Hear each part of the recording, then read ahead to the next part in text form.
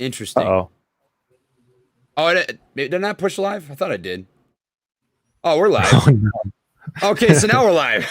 Well, all right, we're cooking now. We're cooking now. My apologies, guys. My apologies. But welcome back to the Treyders podcast. I apologize that took some time to get rocking, but we are back here again for some more live AMC price action. I've got to configure the screen here. It's being all goofy. Give me 1 second. It's recording my YouTube live situation here. So I got to change the display capture to, No problem. I think, the If you window need me to capture. change one of these up, I can. No, it's totally just the way I configured this. It's being all goofy. So we're going to change this over to the restream. Live streaming. Real tech. Gosh dang it, dude. Bob Saget. It shouldn't be this difficult. Should not be this difficult. My apologies, guys. You'll have to bear with me here. I think what I'm going to be doing is just keeping the OBS down here in the bottom corner, and that should work out fine. So let me know if you guys can all see this okay. That should be working out all right. But we're just back here. We're going to be watching some live AMC price action. If I had 3 monitors, this would be a piece of cake. I only have 2. That's the issue here. Everybody can see this okay. I'm just going to check in on the actual live stream itself. I'm just going to click on here and make sure that it's rocking. And it does look like we're good. We're good to go. So I'm going to have this live stream pulled up right here on my other monitor just so I can watch the comments rolling in. Looks like we're good. All right. So now I have to reintroduce you. This is Max. Max is a vivid AMC and GameStop lover, absolute magician in terms of entrepreneurship. Great to have him here on the podcast, and I'm actually joining him over on his as well. So we're cooking. You got to catch me up with what's been going down with AMC. I was doing some training, as you guys as you already knew. I was getting my inventory for the field and stuff, but we're back in business. So everybody in the comments, let me know if you can hear this okay. Man, Should be good. rock on, good stuff. All right, so AMC looks like we peaked this morning at just under $11, and then after that, it's just been absolutely chaotic, up and down, up and down. I don't even know what you would even call this price action. I know you like your George W's and stuff. We got like a cursive. You already know what it is. This is George W. Full George Washington written in cursive right now. This is some filthy cursive writing. It's actually not looking bad right now, man. I'll tell you what the charts are looking like. We're finally broken out of this downward channel. So we hit 1118 right before the bell, from what I'm seeing. We had a descending level of resistance, descending level of support. And what ended up happening is we broke out of that. So we're back in some bullish territory. Not macroscopically per se, but we're finally trading a little bit sideways. So that's a good thing. Volume is nuts. Like that first minute of volume, I don't know if you saw that, Max. 53 million total shares in the first minute. That's insane. Wild. That's absolutely monstrous. I mean, so far today, we've only been rocking for about an hour, and we have 186 million in volume, which is that's an insane number. That's crazy. That's absolutely crazy. nuts. So it's good to see that GameStop, for sure. First minute of trading, 17 million in volume on GameStop. 17 million. Look at this. That's dirty. So far today, GameStop has seen 41 million in volume, as in comparison to yesterday, it had 67 million for the entire day. So that's monstrous. GameStop is GameStop's not looking bad. It's a pretty similar setup. Yeah, I'd be willing to bet that the average daily volume for GameStop 6 months ago was probably less than 17 million. Oh yeah, nowhere near as much. I mean, we can just check right now. Look at the daily candles. Yeah, nothing even close to that. You're seeing maybe 2 million in a day, 4 million in a day, and that was before the squeeze even started. So back when it was trading at $3, 3 million in a day was pretty standard, which is not a lot of volume in comparison to what we're seeing right now. Monster numbers, man. Do you have a position in GameStop or AMC right now? Are you still rocking your AMC? Yep. I got both. My GameStop position is very small. I have 1 share. Oh, okay, sure. I just wanted to be a part of it. I hear you. Yeah, man. I actually don't even have a position in GameStop. I decided to rock with AMC. I wanted to double down on my convictions there because I actually see some solid long-term potential in AMC if worse comes to shove. You know what I mean? Right. I think there's some good things that could happen there. So it's going to be interesting. I bought an extra 100 shares yesterday at $825 worth. Okay. Yeah, rock on, man. I bought some more today too. Yeah. That's the move. You gotta contribute to the cause. I feel like if I'm gonna be preaching this, you gotta at least show up to the start line, and I really feel pretty good about where this is at right now. So you know what a gamma squeeze is, yeah? Like the call options thing, and yeah, man. So the gamma squeeze potential here is insane. So like the options that are going to expire in the money potentially on Friday could be monstrous. Like between $5 strike and $11, there's a crap ton of call options. We've got, I think this morning when I crunched numbers, it was like 190,000 that could potentially expire in the money, which would be, a huge gamma squeeze potential on Monday. But now I think there's even more than that just looking at this. I mean, there's 61,000 alone at the $8 strike, which is insane. So if all we do is close above $8, those expire in the money, which is astronomical for Monday's price action. And I don't think that's unfeasible at all. Obviously, we're at $10 right now. Definitely, man. It's I'm just pumped. I'm so pumped, man. I mean, you've been covering AMC too, so I'm sure you've been hearing a little bit about it. But that was a rough month. That was a rough. There was ups and there's a lot of highs and lows. It's tough. I never was crazy heavy into it, but I bought like $3,000 worth or something, but that turned into $1,500. Fairly quickly after I bought it. I rode the wave from 11 up to like 20 and then down to 5. Definitely. Yeah. Oh God. When it got down to $5, I got some interesting tweets and messages on stock twits and emails. Right. Dude, you screwed me, blah, blah, blah. But I'm telling you, the numbers are what the numbers are, man. We've been talking about this back and forth, and all it took was the volume. It's just what we were both kind of talking about, and we finally got it now. So it's potentially going to happen. I think. I feel good about it. It's going to be incredible. I'm just pumped. I shouldn't be this excited right now, but I've got like adrenaline pumping through my veins. Are you rocking an energy drink and a coffee at the same time, sip for sip? We don't need to talk about that, man.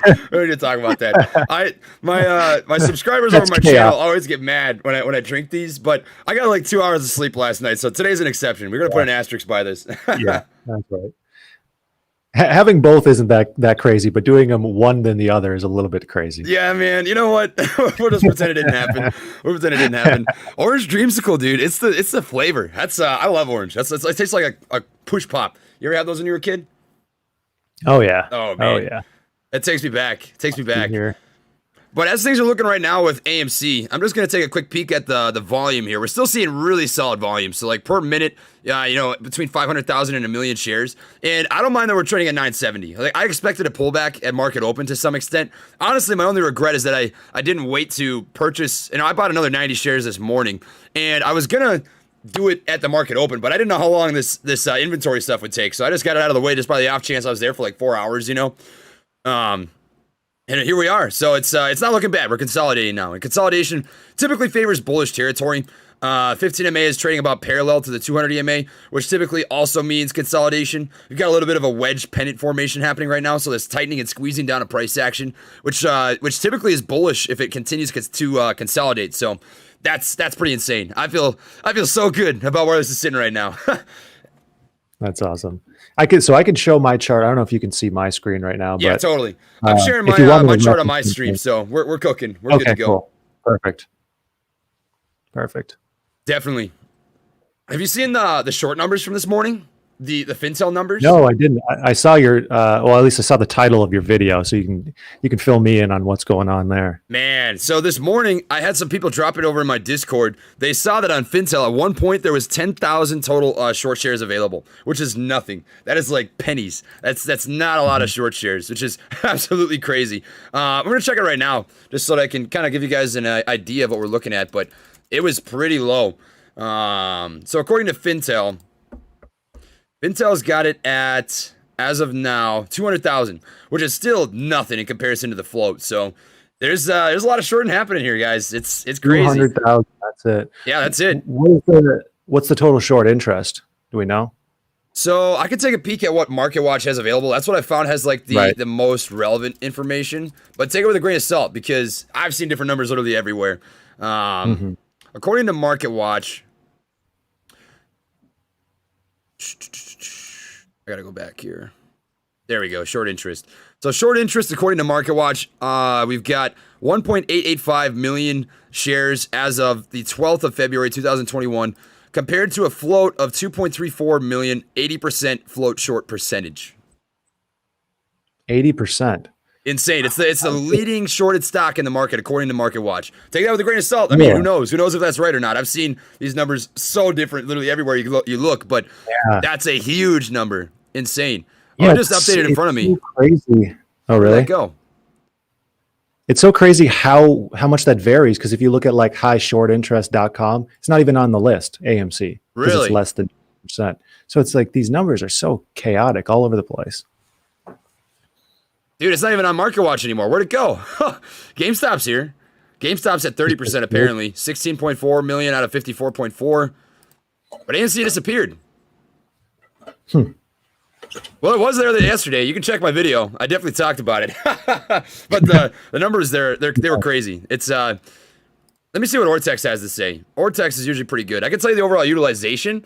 I'm not sure how many, total short shares are available for AMC, but it'll tell you how many of them are being held, which is pretty huge. So Ortex says that out of 100% utilization, meaning if you had 100 short shares available, 93.25% of them are currently being held, which is a lot. So only 6.25% of legal, anyways, short shares are available for trading, which is a pretty huge, huge indicator to me. I think that's monumental. Yeah, that is huge. One thing we saw with GameStop, like a month ago when things were absolutely crazy, is there was no available shares to short. So then when the price hit like $350, some shorts covered their position, and then that allowed some others to kind of eke into those positions just continue doing the thing. But then the price went down, and people were shorting it on its way down. And I'm sure there were some shorters that made bank on that. But yeah, it's crazy. Dude. So you can guarantee there's some big institutions kind of sitting on the sidelines waiting for shares to be available. Oh, you have no idea, man. Oh, you probably do. On my channel, I've been talking about this for a while. You got a smart mind, man. I'm telling you what, we both been thinking the same thing. Institutions are 100% going to step into this long. We've already seen some do it. There are 5 institutions that bought into both AMC and Amazon on the same day, between the 12th and 13th, which is pretty crazy. And if I just check what Market Beat has to say, I think it's Market Beat that had it. There was some big players that stepped into this. Institutional. I can never spell on my keyboard. God, I suck at this. According to Market Beat, the last 2 days, as of today, actually, we had some more institutions step in. So we've got HSBC Holdings PLC stepped in with 192,000 shares. Yesterday, we had Virtue Financial step in with 601,000 shares. That was reported that day. So not necessarily that they bought that day, but at least we know they're holding. And they would update if they sold as well. 23rd, we have Principal Financial Group with 215,000. LMR Partners on the 16th bought in with almost 1 million shares, which is huge. And I think Charles Schwab bought 1.77 million, and that was reported on February 16th. So, wow, it's happening, man. Go. It's happening. This is going to be cutthroat. It's actually pretty crazy. I think there's going to be hedge funds that end up getting burned bad on this. Whether it's long or short, who knows? But it's going to be crazy. It's going to be crazy. So we had someone asking here if your resistance targets changed at all with AMC this morning. Resistance targets. So they kind of change minute by minute. Microscopically speaking, if we just look at how the chart's set up right now, I know you can't see it on your stream. I apologize. On my stream, I've got the chart pulled up. We've got a descending level of resistance right now, kind of squeezing down. You're looking at about 990 for a break. So if you push over 990, you can kind of see it on your screen right now. So like, just if you draw a trend line from the top of that kind of mountain back there, that it'd be by 10:15 a.m. around. So the one to the left, there you go. I don't think I have the trend lines activated here on mine. Okay. I don't know how we do that. You've got, so if you go to the little draw symbol, the little pencil, you can draw in a trend line from there. Oh, okay. Perfect. And then you just want to draw in a trend line. Yeah, so you want at least 3 touch points. We get that, and we've got that descending level of resistance. You're looking at like $9.90. So if you push over, I would say 990 or so, you should see a pretty hard run, as long as the volume backs it up. Right. I should probably come back to my stream and just make sure that because I haven't been checking these super chats or anything at all. I apologize to everybody here. My apologies, guys. This is new to me, Max. I'm not a tech whiz. You've got me beat. You gotta have to teach me how to use that. The switcher. I'm gonna have no idea how that works. I'm gonna be honest. Oh, once you're used to it, it's automatic. Okay, rock on. Yeah, that's what allows me to do this. Sure. All right, so I'm gonna come over here to some of these super chats. I just don't want to be rude to everybody. I feel bad when they drop these. So thanks to Carl. Can't the short shares be replaced by others than the hedge funds? Can we know if it's hedge funds who's holding the shorted shares or civilians like us? That's actually a really good question. I don't think Justin Schmidt. Thanks for stopping in, man. Thanks for stopping in. I always like seeing everybody in here. But that's an interesting point because I do think we've got retail investors that have stepped into this short. What do you think, Max? Do you know if there's any way that we can see for sure whether it's the institutions or retail investors that are shorting the stock? No, that's a problem with shorts in general. Is there's very little visibility, and that's what they talked about in that congressional testimony. That needs to be fixed. Yeah, it's so shady. The head of Melvin Capital is like, well, we don't have to report it right now. If you guys change the laws, we'll start reporting it. But man, I think you're going to see some changes here. I'm actually pretty interested. I think you're going to see data availability is going to have to change. So like Fintel, for example, if you just look at Fintel, their information is so varied. Like I think it was you that pointed it out to me. That they take just the short interest from like certain exchanges, but they take the overall volume from all exchanges. So like it skews the number percentage, which is crazy. Like how does that make any sense at all? So like I think the accountability is really going to change in terms of this situation. And I know that collateral is going to be a big big difference as well. Like clearinghouses taking 3 days to clear funds. Yeah, that makes sense. Whatever. Yeah, dude, it's insane. I don't know if anyone's having issues today with Robinhood buying or selling shares, but I mean, there's obviously a lot of volume going on, so I wonder if that's going to happen again. I wouldn't doubt it. I mean, I think Vlad is going to be a little bit smarter this time around. I think he doesn't want to be in a situation where he got hit with the bat 2 times in a row. That'd make him look pretty freaking bad. So I just hope not. I guess we'll wait and see. Looks like the volume's starting to pick up here. We just saw 1.77 million shares in that last minute. So the volume's starting to pick up a little bit. It's getting a little more volatile. So we got a break beneath that ascending level of support, like I'd mentioned, that pennant. And because of that, the volume sort of followed. So we got this downward trend. It didn't break up. So we might see a little bit of a sell-off. I saw somebody ask about a good entry point on AMC here today. And as of now, it looks like 920 is probably between 920 and 925. Probably the best entry point if you're looking for one. My 2 cents, and the of volume course, not a financial advisor. Volume for GameStop in the last minute was 770,000 as well. That's crazy when you consider how expensive GameStop is. That's nuts. It's seeing almost as much volume as AMC. Right. And their available share is just so much lower. Oh, yeah. It's I think today's going to be another slam dunk day in terms of volume. I think we're even going to top yesterday's volume. Oh, yeah, I think so, too. Yeah, GameStop only has 69 million shares outstanding. Jeez, that's not a lot. That's not a lot. Shoot, I had something I was going to say. I forgot. I'm so amped right now, dude. I feel like my arms are buzzing. I've just been waiting so long for this. You gotta excuse me, Max. I know you're the chill guy. I'm kind of like the hyper no, dude, but I'm just freaking pumped right now. This is so cool. Be you. So here we got a question here we could both kind of give our opinions on. Yeah, go for it. A lot of people are asking why the AMC and GameStop charts are trending. I have my opinion on it, but I'd like to hear yours as well. You give me yours first, and I'll let you know what I think. So I think that they're trending just simply because we have the same group of buyers, basically the same interest in these, quote unquote meme stocks. And, there's a lot of people who see the hype around GameStop. You check in on Wall Street Bets, it's GameStop this, GameStop that. But then you look, all right, what's a stock that, pretty much does the same thing as GameStop, but for a tenth of the price, and they just hop in on the cheaper one. Yeah, I can see that as well. And AMC and GameStop, something that I've noticed as well is in the last, 3 or 4 days, up until today, and maybe like last night, they kind of separated themselves a little bit. Like AMC and GameStop weren't quite trading the same, but like once GameStop took off, like it started squeezing a little bit. It ran up to like $150 or $200 last night. AMC followed the exact same thing. So I think that's part of it. And then on the way down, that's where I'm a little more sketched out because the rate at which both AMC and GameStop sell off and just the numbers that we've seen from like this last squeeze, you let me know what you think. But I think that that talks a lot about who's shorting these stocks because I don't think you're going to see, like we know that people are holding the stocks, right? Like GameStop and AMC, the amount of shares held, I think AMC was the most held stock on Robinhood. So I really genuinely don't believe, like you're going to have people that sell off, right? But that doesn't cause a crash from $25 down to $12, So I think it's the same institutions or retail shorters that are stepping in when it goes down as well and kind of be like, laddering the stock price down. So it's crazy. AMC's starting to push now too, man. Look at this. Oh, wow. Yeah, she's up to $10.03.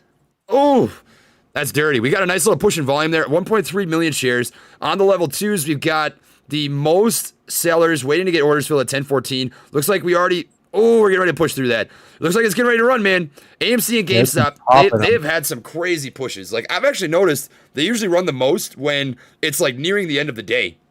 Have you noticed that? Like the after hours of the pre-market is when GameStop and AMC like go nuts. Yeah. It's crazy. Yeah. Yeah, there's all this just like out of market hype, and then you just have all these community threads just hyping it up even more than those who have after hours trading or doing the buying and selling while everyone else is sitting on the sidelines. Yeah, man. Oh gosh. Oh, this is so dirty. This is so dirty. I bought more today at 1040. I should have bought it cheaper. Live and learn, man. That's how it goes. My average on this, I think, is 830 now. So I averaged up, which is weird to say because I was taking so long to average down. What's your average on this, Max?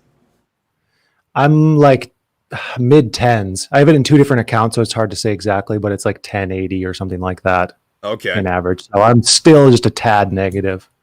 Dude, we're getting there. It's pushing right now. It's up to 1019. 1019, the volume's really cranking now.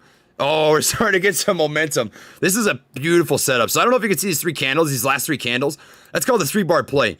That's you got a wide range candle followed by a small red candle. It's kind of like matching the price action on that previous big one. And then you've got that third candle bar, that green one that pushes over that previous candle wick. That is a 3-bar play, which typically indicates an upcoming bullish reversal. And on my chart setup, you can see the 15 EMA starting to hook in towards the 200 EMA, which means that we're starting to get that bullish reversal. So this is looking like it's going to get ready to run here. I like this setup a lot. That's dirty. This thing's popping off. Oh yeah, it's going crazy. We've got a lot of sellers on level 2s at $10.30. We got to see it push over 1030. It's going to take some volume. But I'm not stressing. I'm not stressing, man. If I did take a guess at where this is going to close today, I would not be surprised in the least bit towards the end of the market, seeing like 12, 13, 14 bucks, which sounds crazy, but like we went from, $6.50 or $7 up to 11, it's 100% possible. Yeah, I was saying even 15 doesn't seem that unfeasible to me. No, I don't think so. I don't think so at all. Someone in my comments said Trey rocking that BDU style.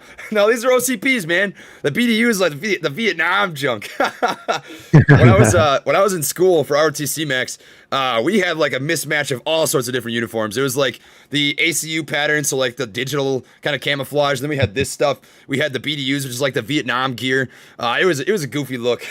You'd walk around looking like a total goofball, but it was a lot of fun. Mix and match. Yeah, man. Camo for all environments. You know what it is. They're asking for my morning meme. I usually show them a meme in the morning. I better pull that up. So here's a meme. This was made for me. Right here. Somebody made this for me in my Discord. It says, "I don't care what you say, Schrodinger." And it's got me, my face like this is so stupid. It's my face like copy and pasted on some dude's body. He's got one book in his hand saying Schrodinger's cat paradox, and the other hand it says MVIS charts and fundamentals. It's pretty funny. Not a dead cat. Not a dead cat, man. This is not a dead cat. When people tell me this is a dead cat, I'm just like, dude, you gotta really just read between the lines. It is what it is. It is what it is. It is what it is, man. I'm so amped. Look at this go. I'm sorry, Max. You got to do more talking. I'm too pumped up. Oh no, I'm feeling. Rock on, dude. Yeah. You know what? We got some selling off going on here on AMC now. Just for we had this huge run up. Now let me pull this up on my screen a little bit. Go for it, man. Now we're seeing a little bit of sell off. Obviously every time we keep on seeing this. Any run up we see, it goes down 30%. So, if the price goes up $1, it goes down 30 cents. If it goes up 10 cents, it goes down 3 cents. It seems like every single time. Right. And that's not necessarily a bad thing either. So, Max, I'm going to teach you a thing about technical analysis. You ready for this? Let's hear it. All right. Go over to that little pencil on the top left of your screen. And you're going to click on the third bar to the right and that little down arrow. And you want to click on Fibonacci retracement. So you're going to click on that. You want to put the bottom at that last, that green candle at the lowest point before the run up. So at the top of that green candle, the one that your mouse was just over. And then you want to put that, so I'm not sure if you're going to be able to catch my stream. Can you pull that up on YouTube at all just to see what I've got drawn up here? Yeah, let's see here. So you want to put the retracement at the bottom of that last candle before the run up and the peak at the top of the candle. And it shows you how strong a chart is.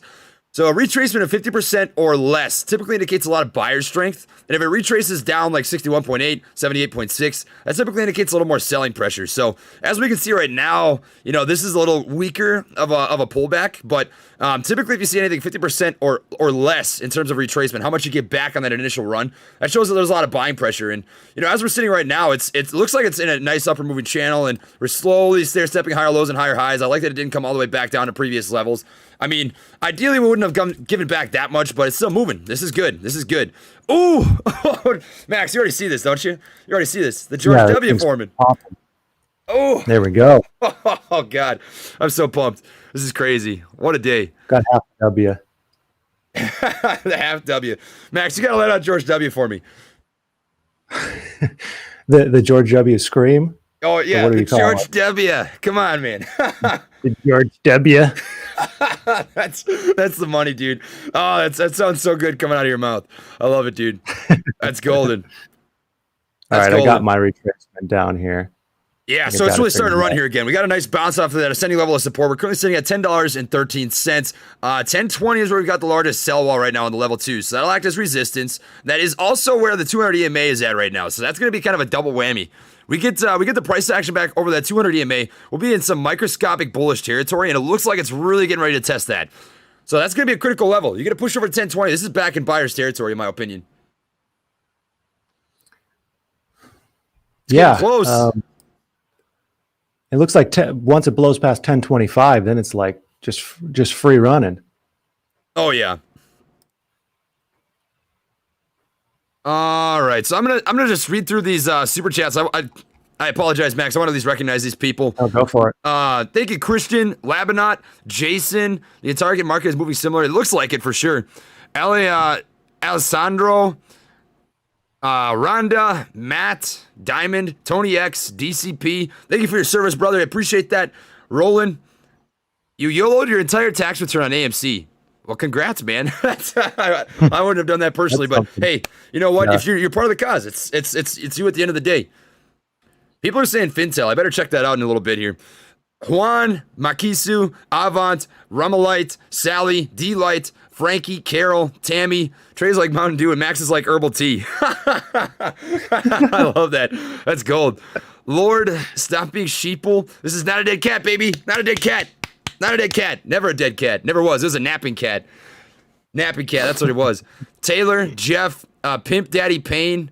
Some of your names really make me smile. Michael, Haley, Petrie, Earbacker, Heather's Nest, AJ Bast, Essential Hard Worker, Haley, Michael, Christian, Luke, Salem, and Chad. One thing that I want to say here real quick, guys, is I apologize if I'm not reading off the super chats. Don't feel like you need to send them because we are having a conversation here with Max, and I don't want to disrespect you guys. So I just want to give that that sort of preface, just so that you aren't upset that I'm not answering you guys' chat as I usually do.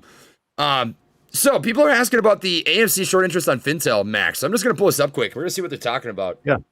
How often is that updated? They update the total short shares available pretty much every hour on the hour. The actual short volume compared to the market volume, they update that at the end of the day. Typically, I'll see that number updated at like 6. Oh, dude, this is so nasty. You're gonna crap your pants. Listen to this. Listen to this, Max. 1,000 short shares available. That's all that's available. Wow. 1,000. Holy smokes. So now is the time to buy and hold. Big time. Big time. They're running out of ammo. Oh, God. That's why we're seeing this crazy sell-off. Nobody's selling their positions. It's getting shorter to Kingdom Come. Does it tell you what the interest rates are to borrow shares for shorts? It's got to just be like through the roof right now. Surprisingly, it's not. So the cost to borrow on this, according to Ortex anyways, is 3% annually. Wow. Which is nothing. That's absolutely nothing. But I don't really mind that, to be honest, because if the interest rate is low, and this, let me know what you think. This is just my hypothesis. If the interest rate is low, it's going to not put as much pressure on shorts to close their positions in a timely manner, because they're not worried about, because that's actually like less interest than most margin accounts annually. You know what I mean? Which isn't bad at all. And that's going to put them in a little more danger, not to step on any retail shorters out there that are rocking AMC, but you're kind of going against the grain right now, Right. And if anything, it's a good thing squeeze wise because it's, obviously it's cheaper to do. So more people are going to just jump in and short. So Right, man. Yeah, it's a good. The problem with the GameStop short because the borrow to or the cost to borrow was like up to 30%, I think, at one point. Oh, it definitely was. And I think you're going to see the cost of borrow start to go up here because this is starting to get into some risky territory. And I think that you're going to see it really start cranking Monday. So like Monday when the gamma squeeze potentially happens, as long as we close over like $8, $9, $10. I mean, even just 8. If we just close over 8, that's going to be crazy numbers. But if we close over $8, I think at that point the risk is going to be crazy. And you're going to see some clearinghouses and brokerage accounts really kind of crank up that interest rate for sure. Yeah, it's going to be crazy once there's 0 shares available. And I mean, when you're not able to short the stock, there's going to be even more people who want to short the stock and are just waiting on the sidelines. Yeah, man. And of course, the higher the short interest, the easier the squeeze. So if that is true, where it's like, I mean, what would that make it? 90% short interest? I don't even know, exactly. You know, the problem is that we can never truly know what the actual outstanding shares is because the outstanding shares change on such a regular basis. Like I've seen numbers literally between like 50 million before and 390 million. And it's like, it's tough to say how many people are actually like holding their shares, whether it be institutions or retail investors. And like that number changes day to day. So like the true short interest, we need like a website that updates that on a regular basis. But like you said, we don't have it. Like there's so much like misinformation that's being spread across all these different accounts that are sharing that. I don't know if anybody has access to like a paid subscription. Like I pay $500 a year for Ortex, and I don't even trust that sometimes. You know what I mean? Which is crazy. So is that because AMC is buying and selling shares, or how does the available float change? So that wouldn't change the outstanding shares per se, but I think the available float would change because of the amount of people holding or selling their stock, right? So like the outstanding shares might change on a day-to-day basis, depending on if they do like an offering, if they sell shares. Like we had I think it was BlackRock that kind of screwed, they flooded the market a little bit and sold all their shares or whatever. But unless that happens, the outstanding shares should stay about the same. It'd be like the float of the shares that would change, in my opinion. What do you think? Yeah, so if they were bought or sold shares, which I don't think is a super common occurrence, it would definitely change. Definitely not. I guess I don't. I always thought of available float and outstanding shares as the same thing, but maybe I'm wrong there. I don't think they are the same thing. So like if you have the outstanding shares, that's the total available shares in the market. So being held, not being held, and then you've got the float, which is like the availability to the public. So this is actually what I got dinged on, and everybody. So I learned this because I got dinged on. Everybody was like, "You ding dong! You literally just spread misinformation to 100,000 people." But the float is not quite the same thing. So that's the actual shares available to the public. So the AMC float at one point was like 99.2%, meaning that, available to trade was 99.2% of the actual shares. I don't know what that number looks like now, but that's my understanding is they're a little bit different from each other. Okay. So that's like what makes it tough is like the float changes on a day-to-day basis depending on who's holding. Like we don't know how many actual retail investors are holding a stake because there's so many different, websites that are sharing different information. It's absolutely mind-blowing, man. This whole situation just feels so sketchy. I don't get it. I don't get it. Yeah, I mean, I guess that's why they call us dumb money, I suppose, because we don't have all. I thought you said dumb monkeys. That made me, that too, yeah. That made me laugh. Oh man. I can tell you've got my same sense of humor, dude. It makes me smile. That's good stuff. Someone was saying that we need to call the people in my chat the money monkeys. The money monkeys, man. Yes, it's got to be monkey related. That's I think Matt Coors, he calls his gang the space apes. I call mine the gorilla gang. So you could be the money monkeys. That's the trio. Oh, we're getting ready to test 1020. Looks like we got the push. 1023. AMC's popping right now. AMC's looking good. If we get the volume to follow through with it and it gets that push over 1020, that's going to be significant. I'm going to take a quick peek at the order flow, and we actually have more outflow than inflow, which tells me that this is being really heavily shorted. So we've got $322 million US of outflow compared to $314 million of inflow, which to me tells me exactly what the short availability is saying, that it's being shorted to Kingdom Come. Like if that 1,000 short shares available is true, that means that nobody's selling this, and it's just being beat down by these shorts, which is, it's nuts. This is crazy to watch. Yeah, I was saying earlier too, with these big run-ups, especially in GameStop, you bet there's a bunch of institutions and retail investors who are like, okay, I need to short this thing because they think it's gonna tumble down again. So that just helps out. You know what blows my mind, man? So Melvin Capital and Citadel went on that Robinhood, hearing, right? And these guys were like, we covered our positions ages ago. And what do you think of that? What do you think? Do you think they actually did, or do you think it's honestly just retail investors shorting this? Because I just can't see any feasible way you'd have retail investors eating up every single short share. You know what I mean? That's crazy to me. Yeah, when they said that, and when they said that they covered all their positions even before January 28th or whatever that D-Day was with Robinhood, they said they were completely out at that point already. And I was like, that seems a little bit too good through for them. They're not going to trick us monkeys. I know we're not the smartest guys on the planet, but it doesn't take much to deduce that there was a little bit of a squeeze that happened with GameStop and AMC earlier. So someone's saying Fintel went from 1,000 to 400 a couple minutes ago. Really? Dude, I just can't get enough of this. This is what gets me out of bed in the morning. Max, you probably already knew this, but I get up at 3 o'clock a.m. every day, and I'm excited to get up at 3 o'clock a.m. every day to look at these numbers. 400. That's legit. That's legit, dude. We're almost at 0 short shares available. Oh, man. Gorilla Gang, drop some freaking gorillas in the chat looking at these numbers, because this is insane. This is insane. John, I see you asking about Sensonics. I actually posted a video about that this morning, so I would check that out. I'm going to recognize... Give me 1 second, Max. I'm just going to read off these names. I apologize. I don't mean to interrupt this stream. I just like to recognize everybody that dropped the super chat. It is appreciated, guys. I promise you don't have to drop them today, because I realized I'm not going to be able to read these chats. I'm going to be chatting with Max here today. So no offense to anybody out there. My apologies. Jamal. Apparently I can't read. Tyler, thank you. Kushologist 420. That is a clever name, man. Where'd you come up with that? Eric, Joseph, Charles, Zombie Ninja, that'd be an interesting combo. Destiny, Bobby, John, and Elvis. 10 calls expiring Friday on the money, or out the money. Should I buy them? That's totally up to you, man. I mean, I like to be very careful about my call options on stocks that I don't like. And you know me know what you think, Max. With stocks that I can't predict, like something as volatile as AMC, I don't like to purchase call options unless they're in the money. Which, like, yeah, the ups, you have to pay a lot more for the premium, but the risk is way lower, and I feel like the upside is still there. Because if it squeezes and you got a strike at $9 and it hits 18, you still make out like a freaking bandit, but you just had to pay a little more for that kind of security. You know what I mean? What do you think? Right. No, I mean, that makes total sense to me. I'm just not personally a big options guy in general. Right. Yeah. Like for me, I just rather. Tough.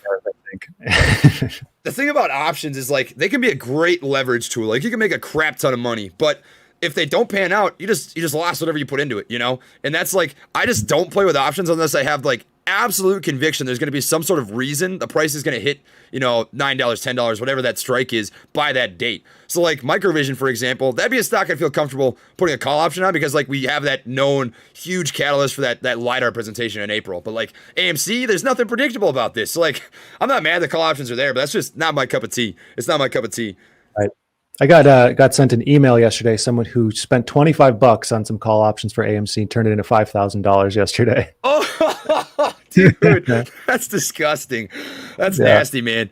Oh man, I mean it's a volatile stock. It went from 650. I think it was 650. Let me check the 5-day chart here. It went from 7. No, it did drop down to the 6s. So 690 up to 1189 in the after hours. So that's insane. Of course, you can't exercise options or sell options in the after hours or pre-market, but that's money for sure. Right.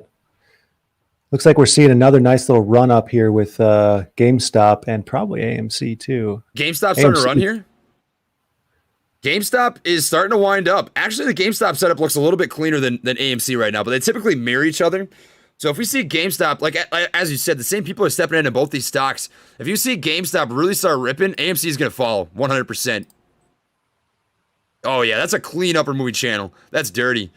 That is really getting ready to rip.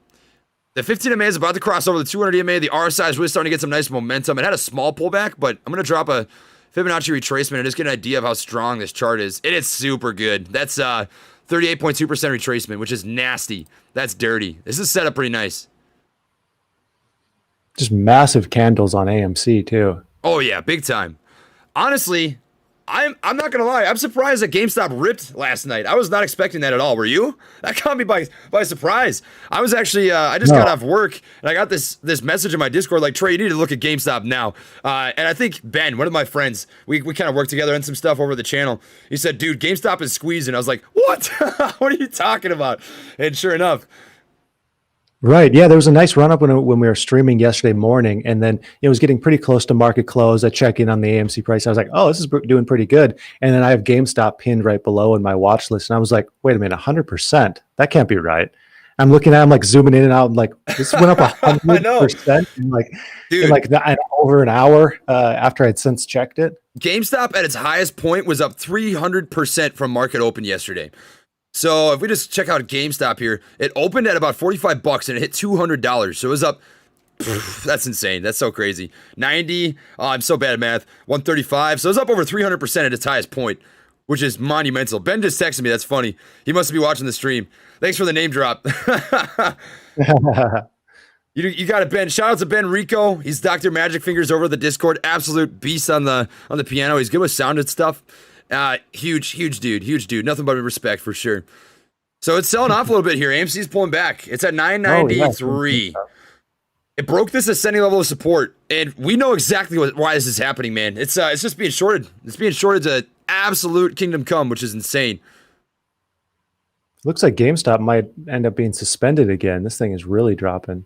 Really? Is it on its downtrend right now? Oh yeah, $123. Oh, now we got some buying. It might be okay. Dapper says that he made 1K over 2 days with AMC call options, thanks to Trey with the Gamma Squeeze tip. Dude, that's beautiful. I know I just am so careful about options. I really should play them more, but I'm totally with you, Max. I like to take a long-term investing strategy with like short-term aggressive swing trades. You know what I mean? Like I try to think big picture. I don't like risking that much. And then here I am with $10,000 of AMC, but didn't you have like $40,000 at one point? Yeah, I had 30,000 before I got liquidated on Fidelity. But we're slowly building it back up. I got my first YouTube check, and I told everybody in my Discord, I said, I'm putting a lot of this in my portfolio. I don't know about you, man, but I've got a really aggressive saving strategy. I don't know what to buy. I don't like buying stuff. I'd rather just put it in the market. You know what I mean? Oh, same. Yeah. I need to put more into the market, but I live extremely cheaply. I have a cheap car. I don't really spend anything on myself. So everything is just like ready to invest. Yeah, man, I'm the same exact way. I try to put at least half of every paycheck into the market, which is like a lot of money. But I think that the strategy of 10% saving every single month, right? That takes so long. Like I don't want to be 70 years old when I'm retired. Screw that. I want to be 40 and I want to go travel to Japan and eat some really good ramen and watch anime and who knows? Do whatever you want, but you get the picture. Yeah, I don't think I ever wanted to retire. I just want to keep on going. Right now, I live on about 4% of my income. So that's insane. 96%. Dude, you got me beat. My problem is that all my subscribers always yell at me. I drink too many coffees and I buy too much chewing tobacco. So that's my issue. That costs me a lot of money. That's probably my biggest expense, which is really bad. But live and learn. Whatever. Everybody's got their vice. I don't get enough sleep, so that's my reasoning. That's my reasoning. So AMC is still consolidating here. It's getting a lot of volume though. Like the volume is really nice. We're getting like 1 million average per minute, which is solid. I genuinely think once the short interest on this starts to die off a little bit and they stop shorting this, they run out of short share availability. This is gonna be nasty. Are you frozen right now, Max? I don't think I can hear you. Okay, well, Max is gone for the moment, so I'm just going to come over here to the channel. Thanks to everybody that's joined it here today. You guys are all awesome. Gorilla Gang, we are so glad to have everybody here. Drop some freaking gorillas in the chat bar. It looks like Max is frozen right now. Can you guys see me okay? Let me know if you guys can see me okay. It looks like we lost Max, but we will get him back here. For whatever reason or another, things are just not cooking with Crisco right now. That's all right. Thank you to Dapper. Packer R, my $20 strike, March 19th contracts are up 3K today. Dude, that's dirty. That's so dirty, man. I know that the screen looks goofy right now, but it's just because I only have 2 monitors. If I had 3, this would be a slam dunk. I got to buy a 3rd monitor. Got to buy a 3rd monitor without a doubt. I think we lost Max. Let me shoot him a quick text. I'm going to say, you good, man? We're going to wait for him to hop back on. But anyways, thank you to everybody joining here today. AMC has been doing pretty freaking solid. We cannot complain whatsoever about this. I am seeing AMC can go to 1K a share. Is that possible? What is the ideal number at its peak? I do think it's possible. Right? So there's no way to know for sure what this is going to cap out at. Max is back. All right, we're cooking. We're cooking. This is now the trades show. Max, who is dying says Max quit slacking. That makes me laugh. You big slacker. You big slacker trying to make me do all the work. Just playing. So if I change this screen setup, is it going to mess it up on your end? Like if I put it... No, you're totally good, man. You're totally good. That works fine. So I actually have my my Ortex setup, so it's just capturing the screen from this restream. So however that's formatted, it works for me, man. Totally good. Cool. I can throw... let's see here. You can do it however you want. That works for me. So if I go... Just so everyone can see my screen as well. Yeah, totally. Oh, that works perfect. That's good. That's good. Whatever you want to end up doing, man. You're gonna have to teach me that switcher stuff. We're gonna have to have a conference call because that is interesting stuff. I just ordered it. I just ordered it. Oh, you did? Yeah, that'll be coming. I took my first YouTube check and I got some gear. For everybody watching this stream right now, you're gonna miss this 4K webcam. You're gonna miss it, I'll tell you that. But I'm upgrading to a DSLR. I'm finally doing it. You guys deserve better, so we're gonna make it happen. Nice. Do you have like a certain tripod setup that you use? Like how do you have your camera set up? Is it just attached to your screen? Your monitor? Yeah, I got a tripod here in front of me. Okay. Actually, I have for anyone who's curious, in my description, every single piece of my gear is linked down there. If you're gonna buy it, use this link. Use this link, man. That's the move. The tripod, the GH5, 4 screens, the switcher. Got the setup here, the battle station. I'm gonna have to watch like 2-hour videos on how to use a switcher. Whenever I learn stuff, I'm a dumb monkey, man. I'm a weeb without a doubt. It takes me a while to learn things, so I'm gonna have to just crank down on it for a day, but it'll be good. I can help you out if you need. Oh yeah, I'll definitely take you up on that. Be careful what you wish for. It's gonna be a long call. People are saying GameStop is out of short shares. I'm gonna check this out. GME short interest. We're going to take a peek at the available short shares for lending. GameStop is currently sitting at 0. That's nasty. That's as of an hour ago. So we don't know if that's changed yet. But as of an hour ago, GameStop is sitting at 0 available short shares, which is, wow. Man, that's crazy. That's absolutely nuts. We're going to pull up AMC here real quick and just see if that's changed. Last time we looked, it was 1,000. I got to slow down. I always stutter. Now it's at 700. 700 as of 9 minutes ago. 700. I mean, someone in the chat here could short 700 shares and swallow that up. Yeah, who's gonna take the bullet? Who's gonna just playing? That's crazy though. That's absolutely insane.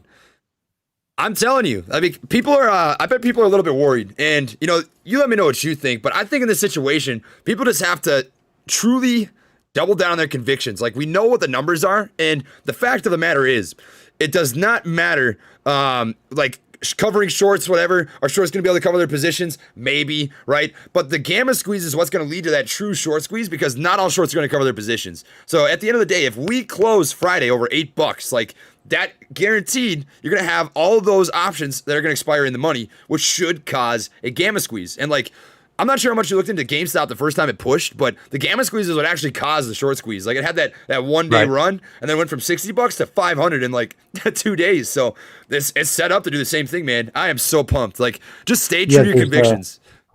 There's an article on or a post on Wall Street Bets right now that explains how basically there's a potential gamma squeeze all the way up to $800 just from options contracts. For GameStop? $800. Yeah. All the way up to $800, and then once we hit there, of course, the shorts are going to be freaking out and trying to cover those. Big time. We're like, this thing could go to 2,000, so that's when the rocket will really take off if it, gets into the couple hundreds again. Man, this is gonna blow your mind. So what's crazy about this short situation is if this is never gonna happen. It's just a hypothetical. But if every single person that held a position in AMC or GameStop, right, they all set their sell limits to, let's say, $1,000. At the end of the day, the shorts would literally have to buy it at whatever sell limit you put your order at. So if every single person said, I'm not selling this for less than $1,000, it would push the price up to $1,000 because shorts wouldn't be able to cover until it hit $1,000. So like that's where like the idea of, I've seen people ask, Trey, what are people talking about with this $1,000, $2,000, whatever? It's actually theoretically possible. Will it happen? Probably not. I mean, people call it paper hands. Like, I'm never gonna bash people for taking profits because everybody's in a different situation. But hypothetically speaking, like, it is 100% possible, which is crazy to think about. Truly. Right. I don't think we can coordinate all these apes together. No, definitely not. Definitely not. And that's the big difference between this and Volkswagen squeeze. So like Volkswagen was just two entities, which is like where that big significant difference comes from. So like it was just like Porsche and the German government. So, you know, you have two people essentially compared to millions of silly apes, basically just, you know, YOLOing the stock, which is it's crazy. It's I don't know where this will end up going, but I think it's set up, man. It's finally happening. Yeah, it's fun to follow either way. So what do you think the highest price prediction possible could be for like next week? Oh, if you were to... man, these are so tough because you say a number and people remember that. I'll try my best. Let me think. So, all right, I'm going to do some math. If we just base it off of numbers alone, right? The last time that this had a mini squeeze, I think there was a little bit of a gamma squeeze and like a mini short squeeze for AMC alone. So if you just do the math, I mean, AMC was at $3 4 days before its height, and it went from $4 up to $25.80, which is I think like 700% gain, right? And I don't think that the short interest or the utilization was anywhere near as high as it is now. Like I think the AMC short interest, I'd have to double check, so take that with a grain of salt, but I don't remember the utilization being 93% on AMC at the time. So I think there's actually more short interest in AMC than there was before.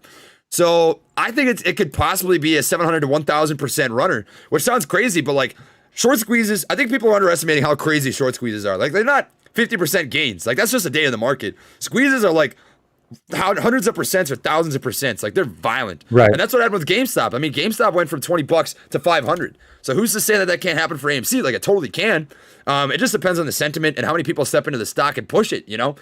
The market's so crazy. Like, we've got costs going up, AMC, GameStop. I think BlackBerry even had unusual trading volume. So, like, it's just going to really depend on people honing in on one stock or the other, GameStop and AMC. Like, all the other stuff's just noise to me.